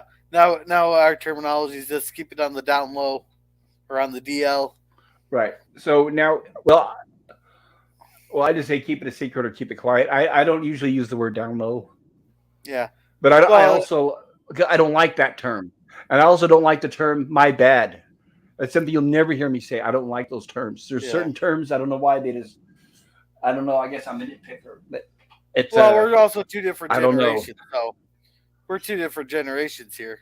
I know, and I just well, and because I used to teach English, I just don't like I don't like people dumbing Yeah. down and using dumber and dumber terms, and especially when uh, what rap singers say is starting to influence what people how they talk. It really irks me and rubs me the wrong way. I because rap people are extremely illiterate, and when people start dumbing themselves down so they can sound like a rap singer, it's just it goes everything against I've ever known or been taught, and I don't like it. So, but that's my personal pet peeve. So we have here as Gilligan goes out to find more feathers. We cut here. Meanwhile, back we have some stock footage of a satellite dish, and it says, "Meanwhile, back at Kennedy, there's the stock footage, and we have outside of a building, and we have in, and this reminds me of something I was gonna. My mind just isn't working when it should sometimes, and I apologize, guys. I'm old. I'm not drinking, but I'm old. I'm drinking Pepsi, but I'm not drunk. But my mind it reminds me of something I was going to share during Lost in Space on Monday, but I forgot about the robot sound effects. But I'm going to make sure to bring that up next Monday. But even some of these sounds we hear are some of the same sounds from the robot from Lost in Space, mixed in with others. So we have these two guys here in front of this console saying any audio contact and not a beep. And it looks like they have a monitor there. That TV camera should have been activated 10 minutes ago. And I thought this is fascinating too. And this is something I brought up on during Lost in Space, where the robot was getting an environmental report. And I was saying that it reminded me of the Mars rovers. And that's similar to what's going on here because they think that they've sent a probe to Mars and they're waiting to get a signal back. And this is very cool because this is 1960s. We weren't even close to doing something like that, but now we actually are. So now we are at the point where when we land a probe on Mars, we hope that it survives the crash landing. Then we hope everything works great, and then we hope the monitors come up so we can get signals back to Earth. So I think Yeah. that's kind of cool. Now I got a question here. This is just a small little fun nitpick, I think. Uh huh. But right now with the current rockets, it takes 5 months if we launch at a certain time Depending that on the orbit, depends on the orbit. yeah. Well, yeah. Well, I was gonna say if they do launch it at the right time they're they're at the shortest amount of time. It take 5 months. So what was this rocket circling Earth for 5 months before it came back down on Earth, Well, and you then nobody noticed? well you think they would notice, right? Yeah, especially the trajectory was off. Yeah, because I was sitting here going, how can they sit there and think they're on Mars when it takes at least 5 months to get there with current technology, let alone 1960s technology? And you think that someone would notice something? But it is a comedy, Yeah, no, but that's why I'm and saying here's it's a where fun nitpick. I'm just making a fun nitpick. yeah, I'm not holding it and here's against the another. episode. Okay, All right. and or this whole picture probe of Mars is wasted. We still got some time before the landing, so they're trying to fine tune the camera to get a picture. And they have a countdown 6 seconds and they're 5 seconds. Got to get that picture. The guy on the right is doing the best he can to tune in the television or monitor. We've got about 2 seconds and the countdown goes down 1 second. And as we do that, the picture starts to clear. Well, it's landed, but where? So they're not really sure. And it says, meanwhile, back at Gilligan's Island. There we go. And it looks like there's the Mars probe, and it looks like instead of on Mars, it looks like it landed on their island. And I want to show something here that I thought was kind of funny. That I think it's a bit of, I guess you could say, a blooper or a mistake, but they decided not to cut it out. So we have the Mars lander there with the United States name and flag on it, and you can see the thruster there is still burning a little bit.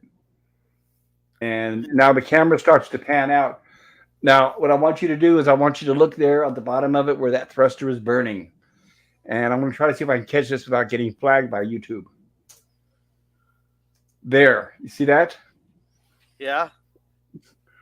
That was basically they have a firework inside there that was creating the fire to make it look like a thruster, but it accidentally fell out. So that's what that looks like, right? And instead of cutting that out, they left it in there. So I thought that's a little a mistake, but I thought that was kind of cool. Yeah. And there we have. So that camera is facing directly at that hut that's at the lagoon. And we have Gilligan here. Now we missed it here in the slides, but their monitor came on for a second, and they did see that hut. And they said, and they thought, well, there's a hut on Mars. So they said, well, somebody or something must have built it. And then when they said that, the monitor flashed back out again. So I apologize for that if I missed it. So, and now Gilligan has not noticed the Mars lander.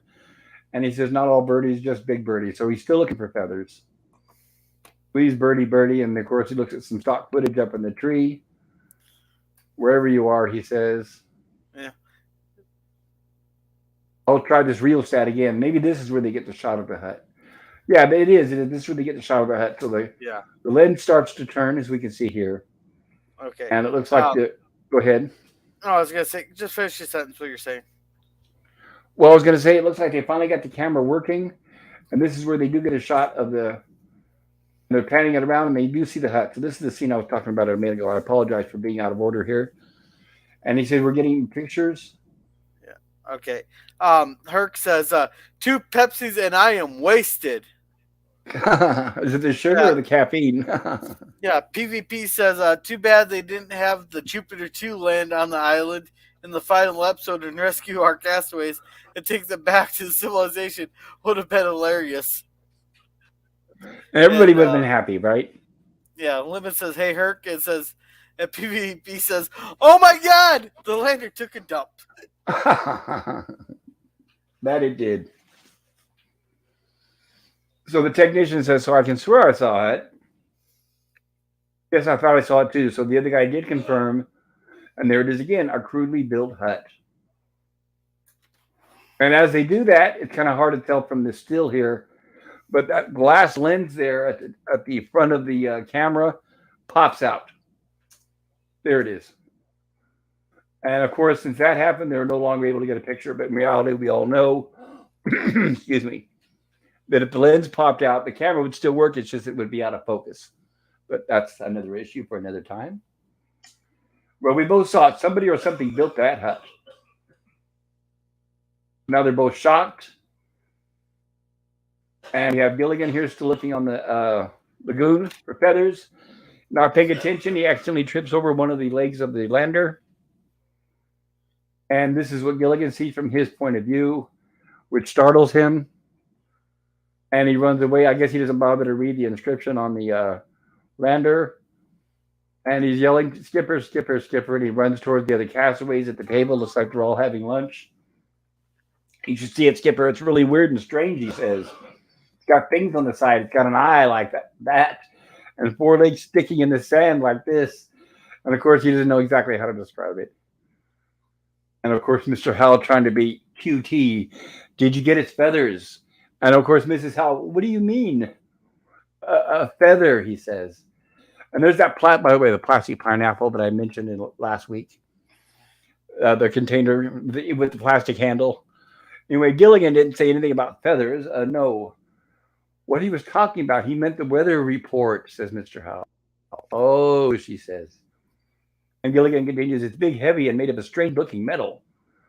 Strange looking metal, yeah. So the skipper, and he's still excited, and this big metal, whatever it is. So he's got the skipper all excited, and he takes the skipper to show him. And we got the professor. And he says, I'm convinced this vehicle is the final stage intended to relay information back to Earth. So the professor immediately recognizes what it is. He doesn't know that it's a Mars probe, but he does realize it's from the United States and it's some sort of probe. And he's using all this terminology. Of course, Gilligan just says, I agree. And Skipper says, you don't know anything about space. And Gilligan says, I do. I know one thing about space. You take it more than I do. And then, of course, back at him, Skipper says, Gilligan, there are three types of space: the space up there, the space down there, and the space between your ears. Yeah. And the professor continues, now we're going to listen for some news about this on the radio. So he expects that if NASA is looking for this, they should hear some broadcast on the radio. And he says, look, take it to the clearing so we can work on it. Now we head back at the table and they're listening. And the man on the radio says, Kate Kennedy reports further developments on the Mars probe. There's no doubt on the minds of our top scientists that life may exist on the planet Mars. This conclusion was reached from photographs taken from the TV camera just before impact that clearly revealed palm trees and primitive huts, which may have survived the landing. Stay tuned for further developments. And of course, they don't quite understand quite yet what it means by the huts. But Gilligan runs to that. I better go tell the skipper and the professor. Here we are, the skipper and the professor working on the probe, taking it apart. I don't know why they're taking it apart, but maybe it's because the professor's trying to figure out how it works, what makes it tick. And there he says, well, there's no doubt about it. Well, I got to admit, if anybody's going to take it apart, I'd want it to be the professor because he's the only one to be smart enough to put it back together. So he says, well, there's no doubt about it, Skipper. Perhaps, he says it's a probe, perhaps for the moon or Mars. And then Gilligan says he's got news. Good, good. Anything about this? And he says all he talked about was pictures they took of Mars. There's palm trees and huts like we have. And he says, that's all very interesting, Gilligan. I'm afraid it does, gentlemen. Those palm trees and huts are right here. So the professor has put the pieces together and realizes that what they saw was pictures of the island. And now, of course, Skipper doesn't sure what he's talking about. And he says, you're sounding like Gilligan. He says, no, the pictures were taken by this space camera. You mean they think this camera landed on Mars?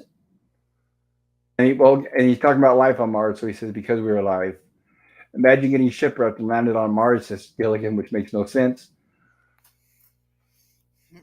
And Gilligan, you better get back to that radio. And he says, right, Professor, of course, in case there's any more announcements. If we can repair this camera, we might be able to let Kate Kennedy know we're here. However, as I was saying, we've got all parts except for the lens. So they figured the lens popped off the camera and they need to find it. Could be near the point of impact. So we'll form a searching party and search every inch of ground. If there's a lens on this island, we'll find it. And of course, we have Hal's looking for it. Darling, you know we've been searching for almost an hour. And something just occurred to me. You haven't told me what we're searching for. He says, we're searching for a lens. And, oh, a lens. Oh, of course, she doesn't know what that is. She thinks about it. And then she says, what's a lens? And he says, it looks like a piece of glass and it's round. And about 5 inches wide. And she says, you just described the diamond in my engagement ring, that big old rock on her ring right there. Imagine the value of that. And he says, well, the professor says we must find it at once. And, oh, maybe it could have rolled under here, she says. And he says, well, one thing I can't stand, she mentions the dust about the leaves and she doesn't want to touch them. And he says, one thing I can't stand, it's a messy jungle.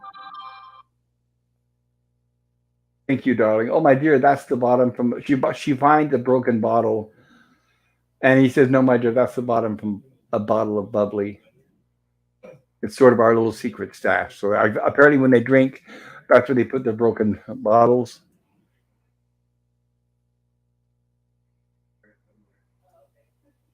And we have the girls here. We've been looking for this thing for over an hour. And she says, I must be losing my touch. Wait a second, Ginger. Maybe that thing rolled over. Because it missed the joke because of the slides. But she says, usually when there's a camera lens around, I can always find it. But Mary, her. What's that? It always finds her. Or it finds her. Thank you. Yeah. But Pleasant And Valley Picker here, he's laughing. And PvP says, they just need to put the lens back in the camera eye and say, hi, to get rescued. exactly Uh, right. those NASA guys must be dim if they think it landed on Mars. And welcome, Yeah. Cam's Crash Courses. Welcome, welcome. He says, hey, to Hark PvP, Lemon Pie, howdy. Good evening. Too many good shows. Neglecting my cat cheers show. And Good to PvP see you, says, Cam hi, Cam. Cam. Yeah, I'm glad you could join us. Good to see you. And so Marianne says, maybe that thing rolled over in here. And what we have is Marianne reaching from one side of the rock and Mrs. Howell with the other. Now, if you guys will recognize, that's the same rock from the last episode where Gilligan and the dictator wrestled behind it. So I guess it just coincidentally happened to be a very convenient rock where they used for the shooting of the show. And Ginger's reaching in and not realizing that's Mrs. Howell's ring, grabs it. Ginger thinks it's the lens, and they start tugging on it. And Mrs. Howell says there's something in there, something with fingers. Mm-hmm. Huh. Well, let's go. It might be a gorilla's nest. A gorilla's nest. Gorilla. I didn't know gorilla had nests. I can't. It's got to be. It's got me by my ring. She says. And of course, Ginger says, "I think I found the camera lens. It's big and it's round. It looks like glass." And Marianne says, "Well, pull it out, Ginger." And now, of course, they're pulling on that ring. Pull, Levy. And she says, "It's got me. I can't. Let go of the ring." And he says, "Anything, pull, darling." And there's the rock, of course, we can see from up above. And Mrs. Howell is screaming as Ginger is pulling on the rock. And as they do, they become separated. And Ginger takes the ring off. "Oh, my dear, are you all right, precious?" says Mr. Howell. And then they realize what's going on. Oh, it's Mrs. Howell. What a lovely ring. And this little misunderstanding we saw here between them and the rocks with the ring, that pretty much describes every episode of Three's Company. Kidding. But that is what every episode about Three's Company was about. I love that show, but every episode was about a misunderstanding. If you don't mind. And they give Mrs. Howell back her ring. It's never been off her finger since the day we were merged, he said. Of course, not married, merged. Yeah. And we have the professor and Skipper looking for the lens.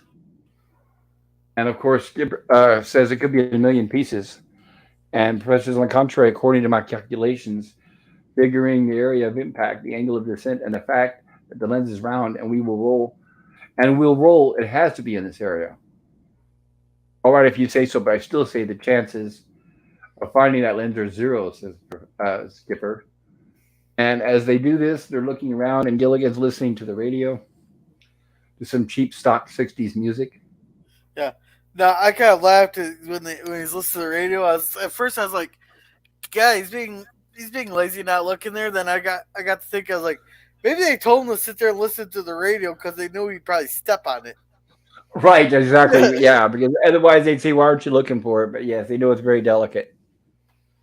So he's listening to music, and they walk past him. "Hi, Gilligan." "Oh, hi," he says. "Oh, Mr. Howell's feathers. Got to find him." So he just remembered that he forgot about the feathers.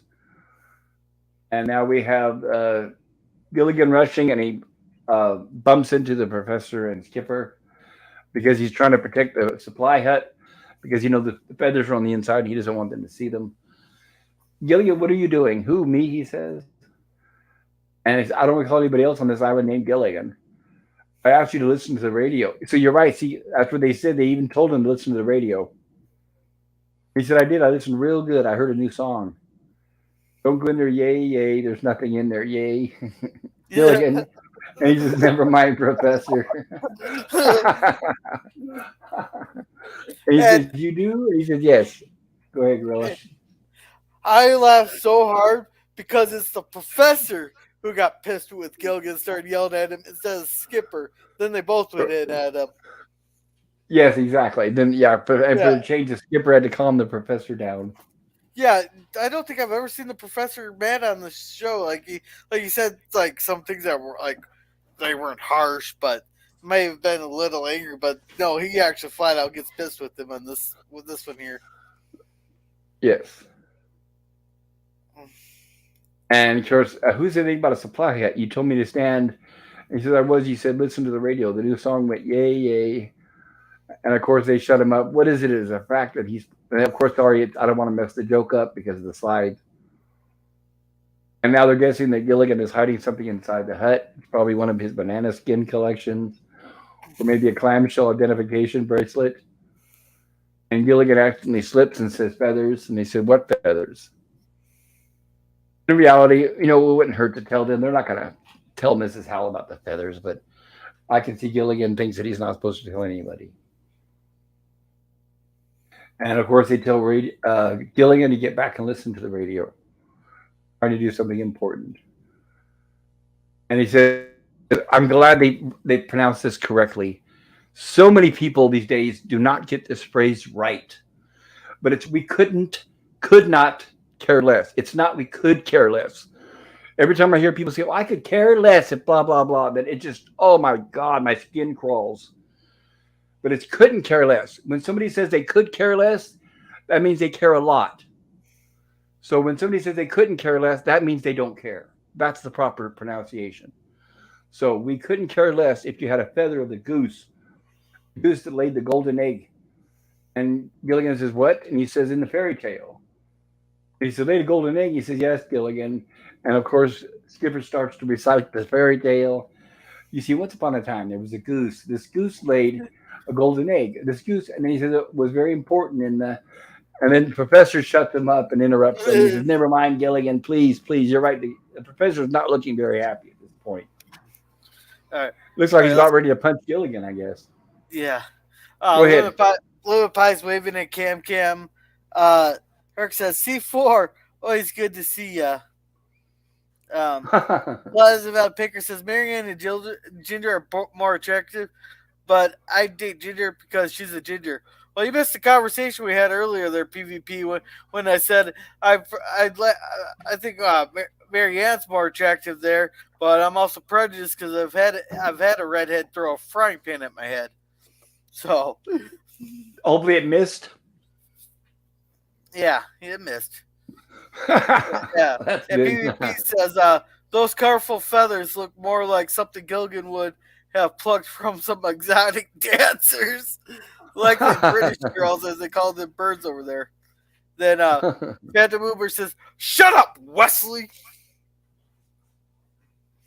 All right. Yeah, fortunately, Gilligan isn't Wesley. Yeah, nobody likes Wesley. And by the way, I'm old enough, Phantom Boomer.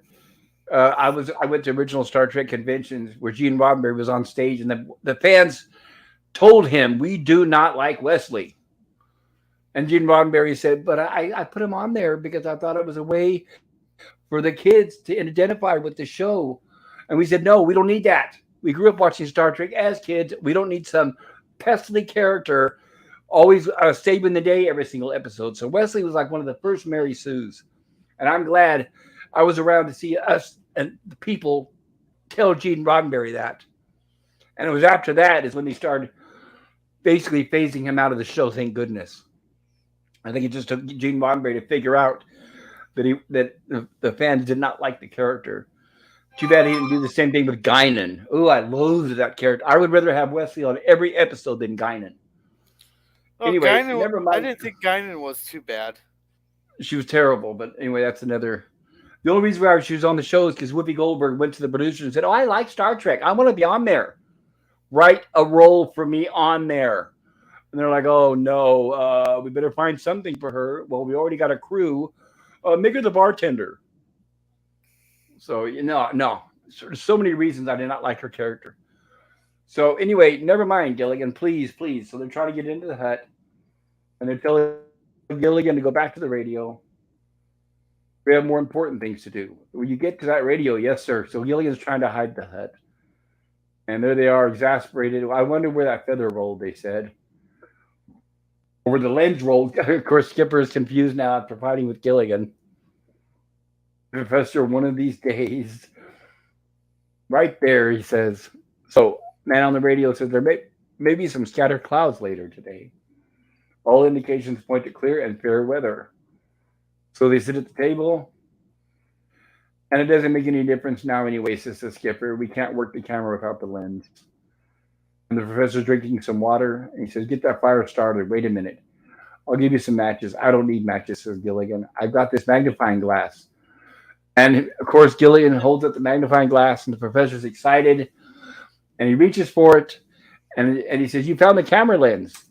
And he does it, and the skipper gets excited. "You found it, you found it." And Gilligan says, "What, this?" "Yes, that lens. It may save all of us," they say. And Gilligan gets excited and starts jumping up and down, and unfortunately throws the lens. And as he does that, the lens lands and breaks, and you can hear the glass break. And we don't realize it until they hear it break. And that's when they hear it right there, the look on their face. And he says, "Maybe you better give me the matches." Of course, Skipper hits him with the hat. Gilligan protects his head, so he hits him in the stomach. Meanwhile, back at NASA, or should I say Cape Canaveral, we have an executive, we have a reporter from obvious CBS, that's the CBS Insignia, which they still use a version of today, kind of similar. And of course, the show was on CBS, so that's the one they're going to show. And the reporter's asking them about developments on the Mars probe. And of course, they're saying, "Not yet. We're hoping that the technical problem lies here with us, that the cameras themselves have not been damaged. We're still trying to reactivate them," he says. And the reporter says, "Based on earlier photographs, do you still expect to find basically them?" And they say, "However, upon closer examination of the primitive huts in the enlarged photos, there is a strong possibility that some type of intelligent being exists there." And what they do here, I thought was very interesting, because you can see the guy on the left starting to look concerned. And this is based on reality. And this right here, what happens in this scene here, is NASA through and through, inside and out. And this is why I am all for space. I'm for space exploration. I'm a big Star Trek fan, but I do not like NASA, and I don't trust NASA. NASA stands for never a straight answer, because there's so much more they know that they will never tell us. So all NASA does is take our money and spend it any way they want and not tell us what they're doing with it. So I do not like NASA. So the guy Yeah. starts saying there's got to be. Go ahead, Gorilla. Well, I was gonna say, with this there, he started explaining that there might be. Then he goes, he wanted to retract his statement there.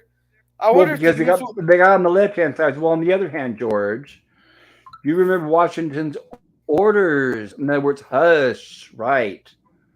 And then that's when the guy immediately shuts up and changes his story. "Oh, could I please change that to no comment?" Yeah, see, Yeah. that's exactly. And this right here, what you're seeing, actually happened with the three astronauts when they got back from the moon. It actually happened. They had a debriefing from NASA, and then the reporters, they had a full, in front of all the cameras for the entire world, they interviewed the astronauts, and they immediately sat there and said that we're supposed to be hushed. We're not supposed to talk. And they were all looking at it. It's a famous scene. And where all the astronauts are all just looking at each other and saying, "Oh, we didn't see anything. We didn't see anything." So, yeah, Uh, NASA is despicable. I know there's nobody from NASA yeah. listening, but they're despicable. I'll put it that way. It's a nice way of putting it Yeah. without I cussing wonder. and swearing. I Go wonder ahead, if. Gorilla. I wonder if the news media would have respected that and said that they said no comment there.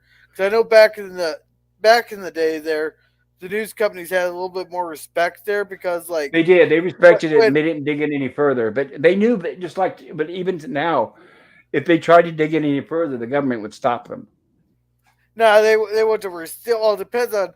I think it depends on who said it, whether or not they respect that wish or not. Because I know, like when Queen Elizabeth's father died there in what was it, 57? I think it was somewhere around there. 'Cause I can't remember the exact year but they asked the media, "Hey, we are in grieving. Can you guys please just let us be?" And the media respected that and left them alone for like a month Right. until Well, they were ready to. right. They used to do that. Yes. Yeah, they will not do that nowadays. I Well, guarantee you. yes, they would. Yes, they would. Think about it. If it was Biden's family, they'd respect it. If it was Trump's family, no, they wouldn't. Yeah. because now the press has become so politically divided. That's the problem. Is back then the press was not into politics like they are now. Now they're bought and sold and corrupt. So yeah, things have changed a lot. Okay. Phantom Boomer here says, "Hey, Cam's Crush horses." PVB says, "Agreed, Pop. It's disappointing how many folks don't know proper use of the English language." Well, we had a little bit of that discussion at the beginning of the stream there, Yeah, it's and okay. Will Wheaton is a doofus according to Phantom. Yes, he is. Phantom says Whoopi wouldn't fit in the. Oh, Jesus You're Christ. right about that. Exactly right. They'd have I'm to not, probably they would probably have to change it to 50 forward, I guess, right? uh, I'm staying out of that one there. Uh, Or uh, okay, well then 100 forward. I'm not afraid to speak out. I can't stand her. uh, And well, she's ugly. I'll mention that she's ugly too. Go ahead. yeah, and PvP's laughing, and this is the link for Phantom Boomers. There you go. Check out Sai Phantom put Boomer's channel, everybody. He's got some great content. He's just starting to grow his channel, and he needs all the support he can get. So Yeah, PvP says Sai put Gilligan in the freezing chamber. Oh wait, wrong show. yeah, as Yeah, a reference to Lost in Space. and Phantom says, "Yay, I'm famous." And PvP says, "Yes, the families of some folks that flew on the space shuttle probably have no use for NASA either." You're right And, about that completely. and PvP says people running NASA have made some big mistakes. Right, but NASA works very hard to suppress them. Believe me, when you hear that legend about, well, if you talk, you'll disappear and your family will disappear, that's real. And it's been known to happen. But we've had some famous, we'll just say some famous people on their deathbed recount what actually happened. So there's a lot of evidence out there, a lot of evidence that it was a lie the entire time. A lot of what they did, I'll put it that way. I'm not saying the moon landing was faked. That's a topic for a different day. But let's just say we've been lied to all this time. I'll put it that way. So here we have where these two are being interviewed, and this guy immediately decides the hush treatment. Could I please change it to no comment? And here we have them looking at the broken lens. And by the way, you know why the lens is on a leaf, right, Gorilla? Because it's drying the glue that. No, it's No, they haven't broken. thought about the glue yet. The reason why this is for the camera. The reason why the lens is not laying directly on the table and why it's on the leaf is because when they put it on the, I'm sure, well, I wasn't there when they shot this episode, but I'm sure when they put it on the directly on the table, it probably didn't show up very well on camera because it's completely clear. So that's probably why they put the leaf on the table and then the lens on the leaf so that it was more viewable on the camera. So here they have where they're looking at it and they see that it's broken. It's broken in about three pieces, so it's not broken in a lot of little pieces like the skipper was thinking. So they're trying to figure out or come up with ways to repair it.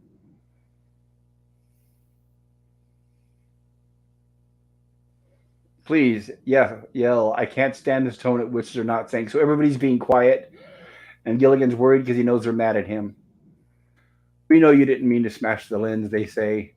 If they can activate this in Cape Kennedy, we've got to have this ready and fixed. Too bad we can't send for a TV repairman. And of course, Mr. House is a TV repairman. Look, I don't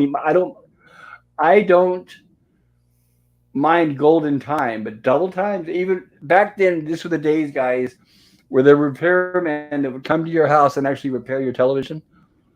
And yes, it was very expensive at the time. It would have been a good job to have, though. Yeah, because TVs needed to be repaired a lot back then. They used tubes and everything. I actually learned how to work on those old things. I restored a few of them back in the day. But TV repairman time, even I couldn't afford that, he says. Now, let's let the professor concentrate, says the skipper. It's going to take more than concentration, says the skipper. We've got to get this lens together and make it function.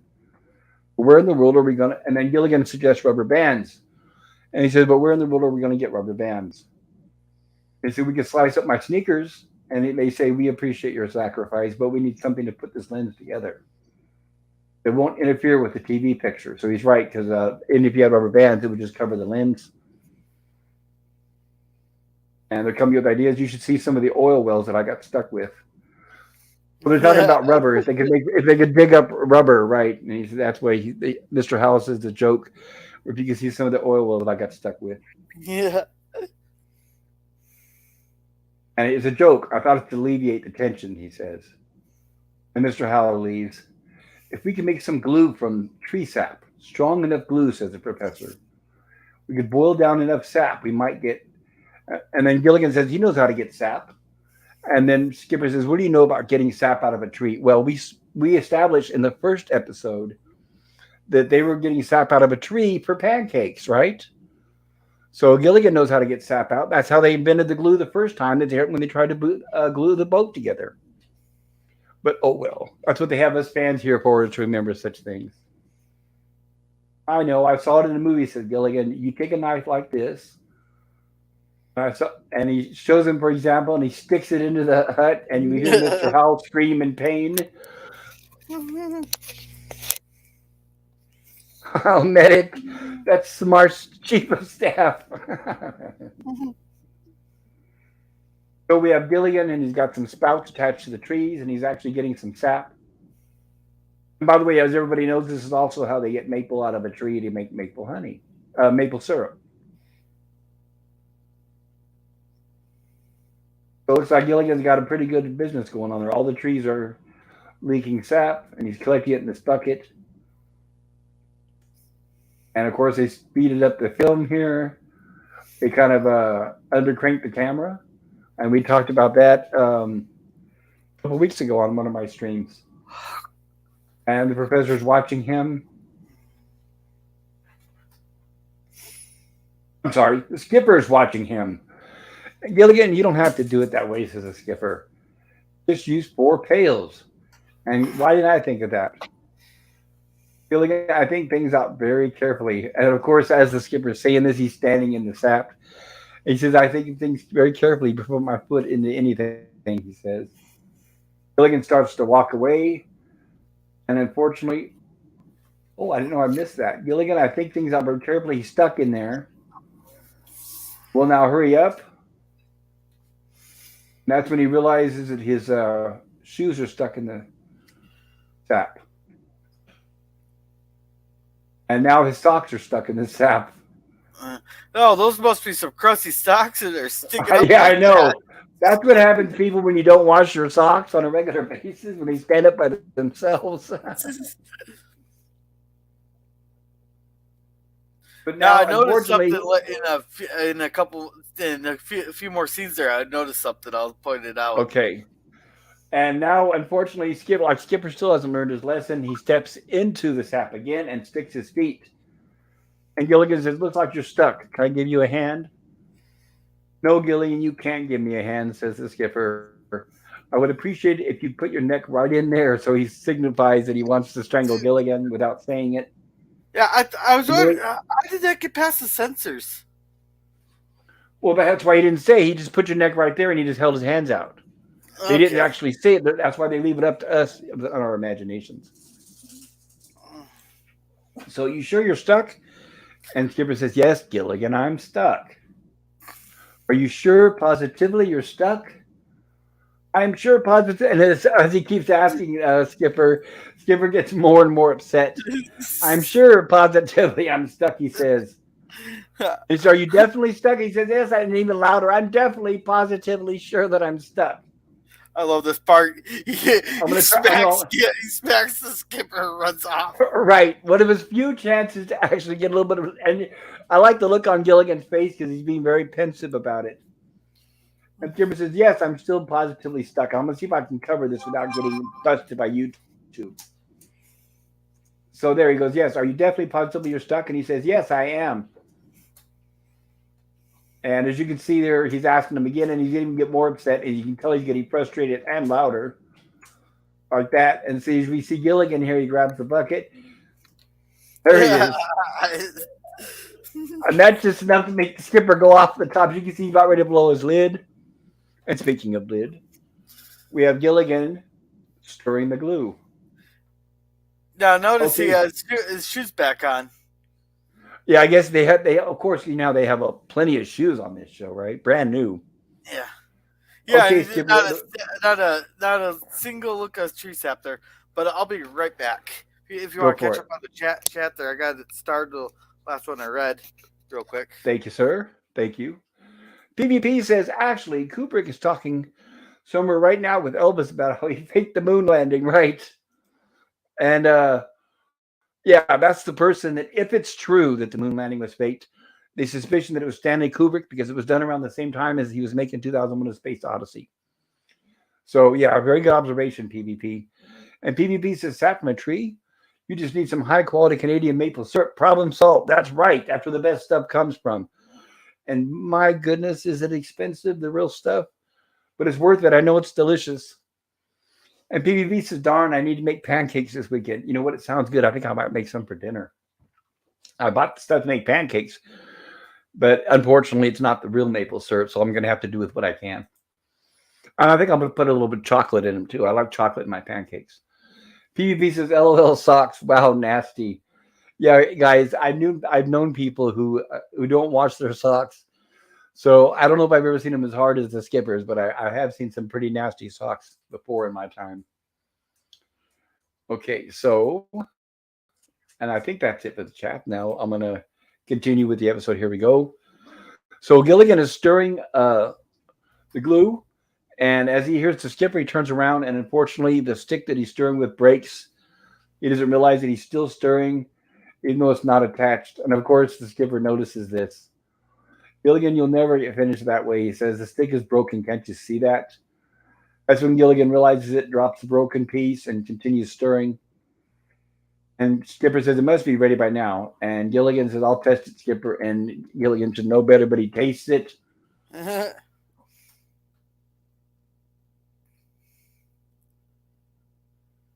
And then Gilligan realizes now he can't open his mouth. And Skipper tries to help him, but no use. And then finally, Gilligan's able to pop it open with a popping sound. And we cut to later. Here we are back with the gentleman here, and they have the lens apparently glued together, and they're getting ready to put it onto the satellite. And the professor's talking, and the skipper says, "You think the lens will work, Professor?" And he says, "We won't really know until the remote control activates his camera as he's polishing the lens." And this is, by the way, sorry for the blur, but that's where we're cutting back to Cape Canaveral. Meanwhile, our Cape Kennedy, back at Cape Kennedy, we have more stock footage of a rocket. And we have the same two. My pooch wants attention. We have the same two guys here. No, nothing yet, George. So they're still trying to work on that camera. And we get a beeping sound. And we get a phone call. And the technician, of course, has to look at his name badge to remind himself of his own name. I like that in joke there. The fact that they're poking fun at these guys and makes like that they're idiots, which, yeah, I enjoy that because they're basically making fun of NASA. So the guy looks at his name badge and then says Bancroft here. And let us know when you're ready. So they're getting instructions over the phone. We're in luck, John. They think they found the problem. We're going to try another visual contact in 30 minutes.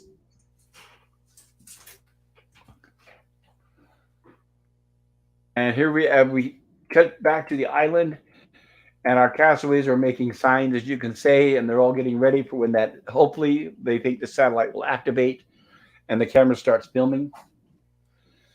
And you're not too. And Marianne comes in saying, "Am I too late?" And they said, "No, you're not too late, Marianne. We're going to have it fixed." All right, everybody, get ready. If and when they reactivate, so they're all excited. And look at Mr. Howell there. He's got to have that money waving because he figures if nothing's going to work, money definitely will. And I like that. The fact that they already look like they're packed. And even Mrs. Howell has her purse. I don't know what help that's going to be, but oh well. And now the professor stands next to the probe and says, "This equipment, we've all got to be ready." So he's talking about the equipment, and if it activates at any time, we've got to be ready to be on camera, he says.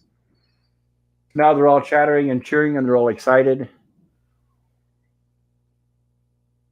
No sense arguing about who stands in front of the camera, which is what they're doing. They're all fighting to see who gets in front of the camera for the picture. We'll do it the democratic way, according to who's who. And they say, "Where's Gilligan?" Can't forget our little buddy Gilligan. Where are you? They say. And of course, he's over there stirring the glue still. "Gee, I'd better cover it," he says. And he drops the stick and he puts the lid on the pot. and then runs to join the rest of the castaways. So here we have them posing in front of the camera again. What are you doing back there, Gilligan?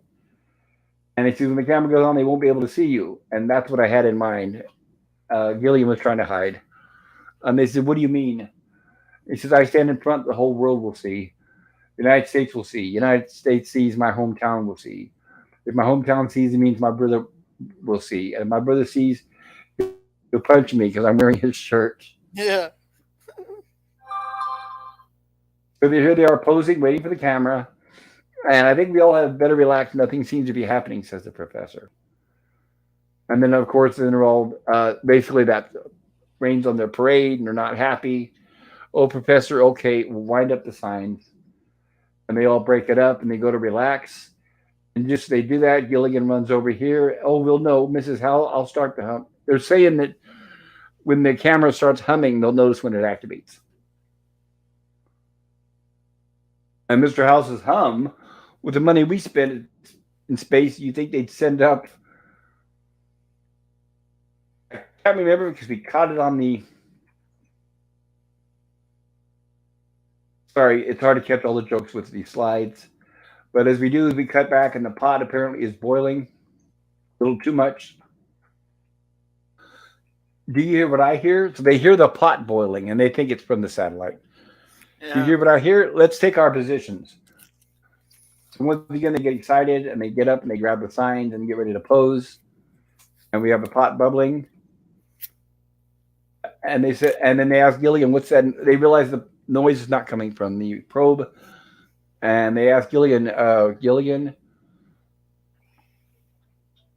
uh, what about the? I can't remember the exact words they said. What about the glue?" And he says, "Nothing. I've covered the pot to keep it from getting dirty."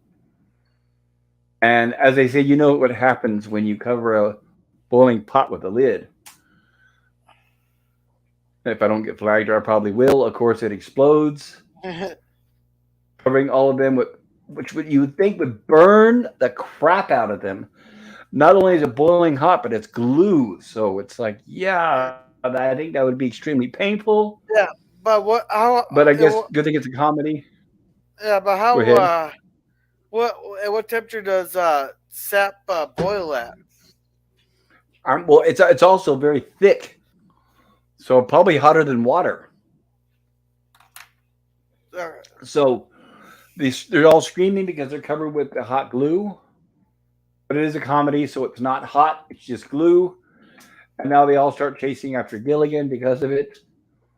And Gilligan runs around and into the supply hut. And they chase him into the supply hut. And he dives into the pile of feathers that he's been saving from Mrs. Howell. And he's trying to hide inside the feathers. And he does that. They wrestle in there and trying to grab him. And they're all in there tearing the feathers apart.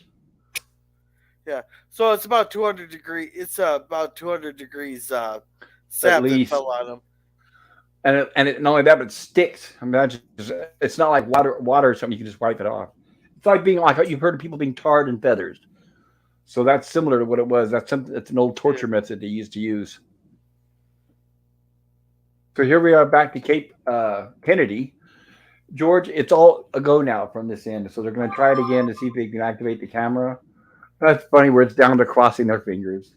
So much for technology.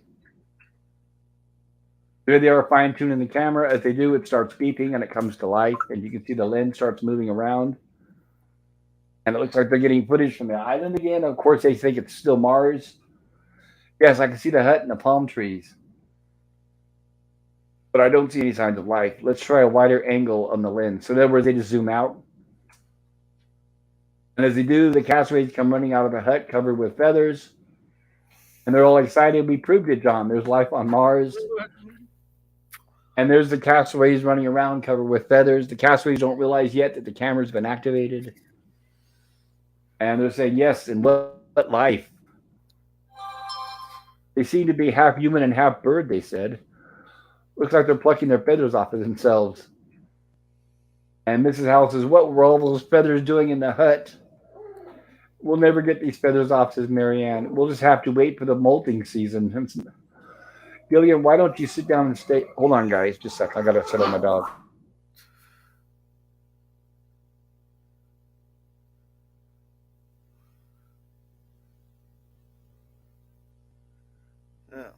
So anyhow, let's see. Phantom Boomer says now it's Kennedy Space Center, Canaveral. PvP says who's who? Does Halloween who has the most money? PvP says hot clue. Spin-off series Gilligan Skin Grafts. PvP says you'd need serious medical Right. attention quickly if that really happened. And PvP says I'm hearing David Bowie's song "Life on Mars" song.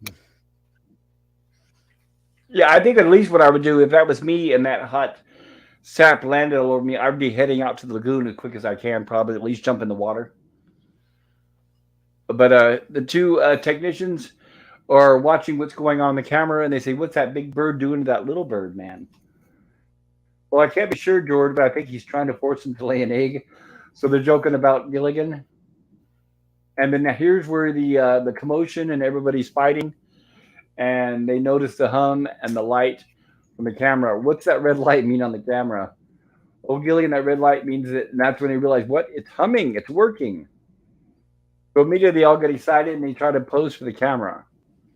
And they say it's working, it's clicking pictures. And here's the view from Cape Kennedy. George, they've seen our camera and they're waving. And they're saying, why would they do that? And he said, well, they've never seen a camera before. Well, I suppose they think it's some strange creature and they're trying to get friendly with it. And the professor said they still think they're looking at Mars. We forgot the signs. Let's go get them, they said. And they run to get the signs. I'll go get them, says Gilligan. And of course, as Gilligan does that, he runs to get the sign, trips over the one of the legs of the lander, causing it to fall and break. Of course. And when he does that, Cape Kennedy loses signal. And here's the ass kicking I've been waiting for. Here's the ass kicking I've been waiting for. Everybody, right? Instead of just Skipper, everybody's headed and trying to catch Gilligan.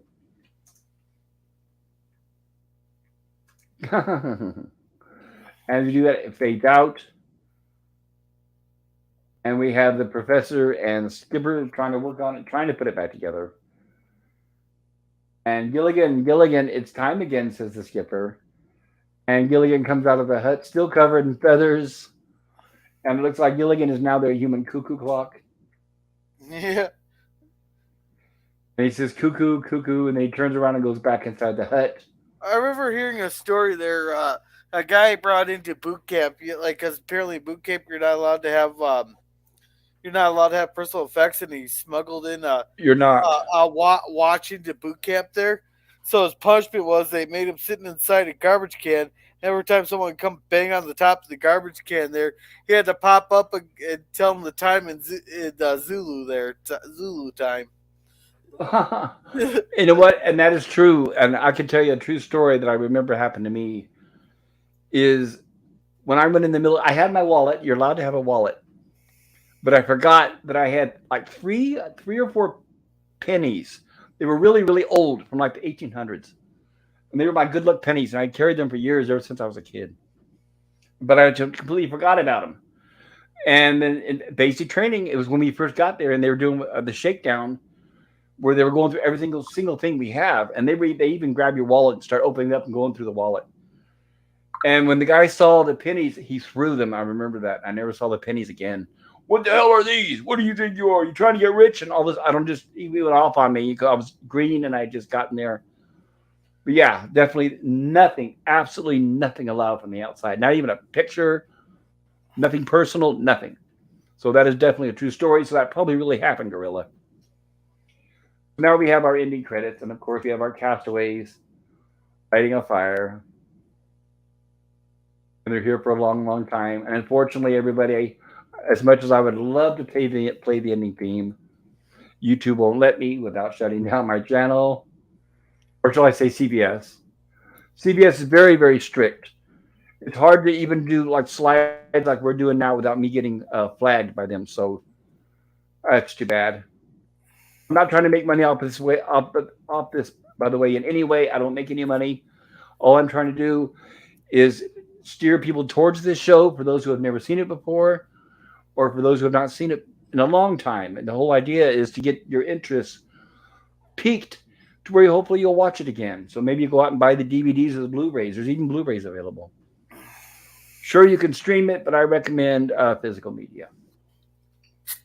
We have our closing credits, and we have the end of this episode. And we made it to the end of the episode. What do you know? Yeah. Thank you for your patience, everybody. And as a reminder, I do have a poll inside the chat if you'd like to vote which episode you like best.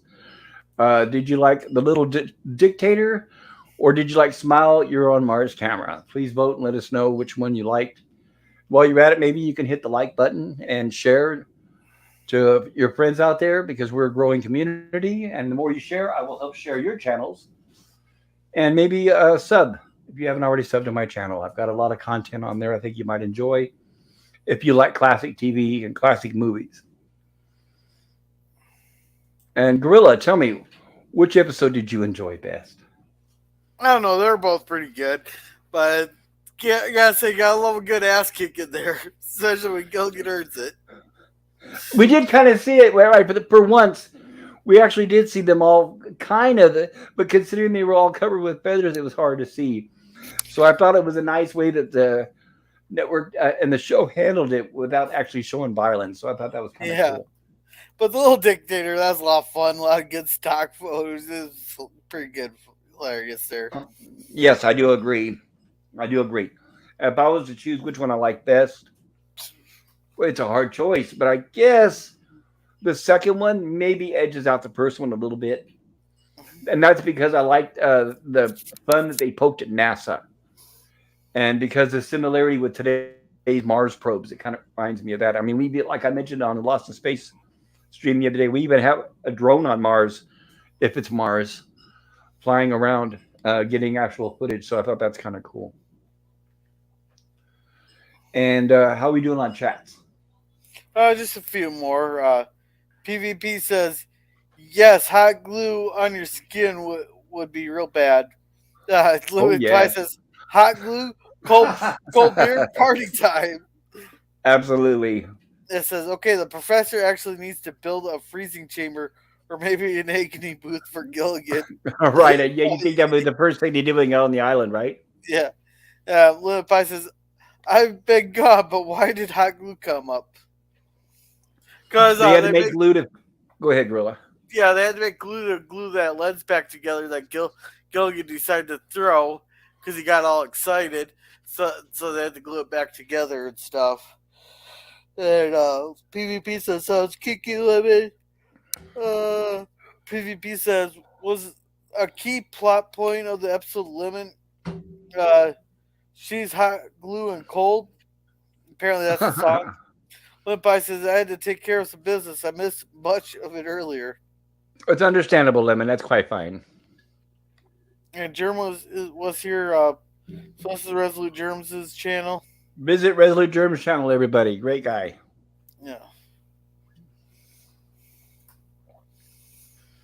Okay, and what I'm going to do now is I'm going to go ahead and share the results of our poll. So give me a second. I'll do that. Move this over here and share that. This is getting a little easier as I do this more each week. Okay, so I'm going to end the poll. There we go. Poll ended. All right. Which episode did you enjoy the most? Oh, look at that, Gorilla. So it looks like we got a split vote. We got 50% to the Little Dictator and 50% said Smile, you're on Mars Camera. So they were kind of like us. Yeah. So the wee little mustache man got 50% of the vote. That's I right. I thought we were gonna see some third world numbers here with 90% of the vote going to one to the Little Dictator. Right. Vote or I shoot. Very cool. Thank you for voting, everybody. PvP says he voted for Mars.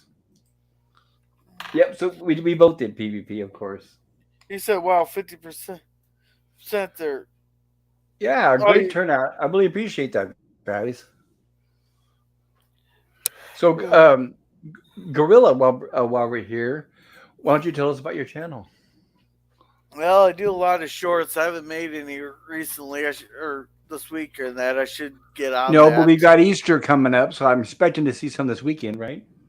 Oh yeah, yeah, I will. Tomorrow I'll be on Netter's Network. There, she wanted to. I'm gonna be her second guest for her Thursday things there. Then Friday we should have a Walton's review. No Babylon 5 on Saturday because it's Easter. But I will be. I got on Sunday. I'll be on Ryan Roger Athey's channel there doing my second round on his channel there for his reality based stream. But then on Sunday night we will be watching The Last Starfighter, and Very cool. It's a cult classic. I got to come up with something catchy for that. But I never seen it. Then two more episodes, or last two episodes of Time Cop on Wednesday. Then after that it's End of the Effing World. For we're gonna be switching to the End of the Effing World. Then next Friday, or the Friday after that, there will be no Walton stream, but there will be a Mario Brothers reaction video stream. Very cool. Yeah, because I got two free tickets, or I got free tickets, so Oh, nice. Yeah, definitely take advantage of that, right? yeah. Well, actually, the kid got a free ticket. I got to still pay, but oh well. Well, Kid wants to 50% go. off is better than none off, right? Yeah. Then plus all your popcorn and a drink. Well, I could probably smuggle my drink in, but they got a nice. They got they got a real cheap combo of popcorn and pop for $52.99. Well, then, okay, well, then, yeah, I know, huh? That's on sale too, right? Yeah. No, they So, got a nice combo pack where you get two pops and a large popcorn with like free refills for like $6 or something. oh, that's not bad at all. So you're gonna see the new Mario Brothers movie, right? Yeah, Well, yeah. then you make a short as soon as you get out. Give us a quick review of what you think. I was gonna do a whole. I was gonna do like a quick, like 5-10 minute stream when I got home. Okay, yeah, yeah. Tell me what you think because I'm curious. I hear critics hate it, but they say because it's not woke. But I don't know. It'll be interesting to see what people think when they actually people who do understand it. Check out Delete Scenes did a thing tonight. You already saw it. I didn't look. I didn't get a chance to watch his stream, but he did. All right. It was like an 18-minute video with his reaction, a spoiler-free reaction. Okay. Yeah, I know Tom from Midnight's Edge saw it. I don't know what he said Oh, yet. I haven't been able to check. here, I'll send it to you on Twitter. Cool. I appreciate it. Yeah, You he's can a put real it. nice guy. Yeah, you can put that in the chat if you want. Oh, Everybody, I I'm recommend grabbing it deleted on my scene. phone here. Oh, okay. Okay. So let me Uh, change this here. let me get. And a little bit of trivia here. You reminded me since you said the last Starfighter. Here's a little bit of trivia. I don't know if you guys are aware of. Is the guy who plays the alien in the last Starfighter? No, you guys, you know who I'm talking about. The one that's got his head covered with like alligator skin kind of stuff. Was played by the actor Dan O'Hurley. And if anybody remembers the Halloween 3 Season of the Witch movie with the three masks, 8 more days to Halloween, he was the guy with the blonde hair who was the bad guy who was operating the factory that was making the three masks. Well, the connection is he was originally signed to do The Incredible Shrinking Man, the movie we covered on my stream last night. But he was replaced at the last minute with the actor that we did eventually see in the movie. So I thought that's cool. That's kind of the connection between The Incredible Shrinking Man and The Last Starfighter. And that would have been Dan O'Hurley. So if that makes any sense or if it helps any, or if it's just a bunch of hogwash, you guys can always let me know and give me your honest comments. I prefer honest comments over forced comments. I don't like an echo chamber. I love the more opinions, the better. I say. And by the way, as a quick note, I wanted to thank all you guys who joined me for that stream last night. I had a blast. It was fun. It was a great movie to cover. Next Monday, we're going to be covering season one of. Excuse me a second. Season one of Lost in Space. Episode 1, 2, 3, 4. I'm sure I got my numbers right. But yeah, season 1 of Lost in Space, episode 4. Next Tuesday night for our horror sci-fi stream, we're going to be covering Tremors. Please be there. It's my birthday present because it's going to be the birthday of our good friend Nemesis of Eden. So it'd be nice and great if you guys can all appreciate it. If you guys can all be there and we can all say happy birthday to Nemesis of Eden next Tuesday. And he likes Tremors, so I'm sure if you guys have not seen it, please watch it. You will love it. It's a fantastic crowd pleasing movie. I have a feeling most of you have probably seen it. So I think we're going to have a blast. And then, of course, next Wednesday, we'll be back for Gilligan's Island. We will be covering episodes 5 and 6 of season 2 on Gilligan's Island. Of course, sorry for repeating myself, Gilligan's Island over and over. Okay, how are we doing on the chat, Gorilla? Uh, let's see. We read that. I Okay, put the the link. last one I think I read was PvP saying I voted for Mars. Yeah. Then there's the link for deleted scenes as reaction video. There it is. PvP says, "Well, it was great fun last night, Pop. Yeah, Well, PvP, thank you for being last there. night was a fun one. Check your Twitter, Pop." Thank you. I'll do that PvP. I appreciate it. I hadn't had a chance to since I started the stream, but I will do that. Thank you. And once again, most of all, I wanted to thank all of you guys in the chat for spending your time with me. I know you guys have busy schedules, so it really means a lot. And I usually try to plug as many of your channels. If you have a channel that you're trying to put together and you would like me to include it in my Stream Elements bot to help promote, please let me know and I will include it. Sorry for using that word twice again. I need to stop repeating myself. But yeah, I usually try to promote anybody who comes to my channel because I think that's nice of you guys, and I usually sub to yours as well. I figure it's only fair. And a shout out to Phantom Boomer. I was watching some of your videos covering those old movies, and that's exactly the stuff I like.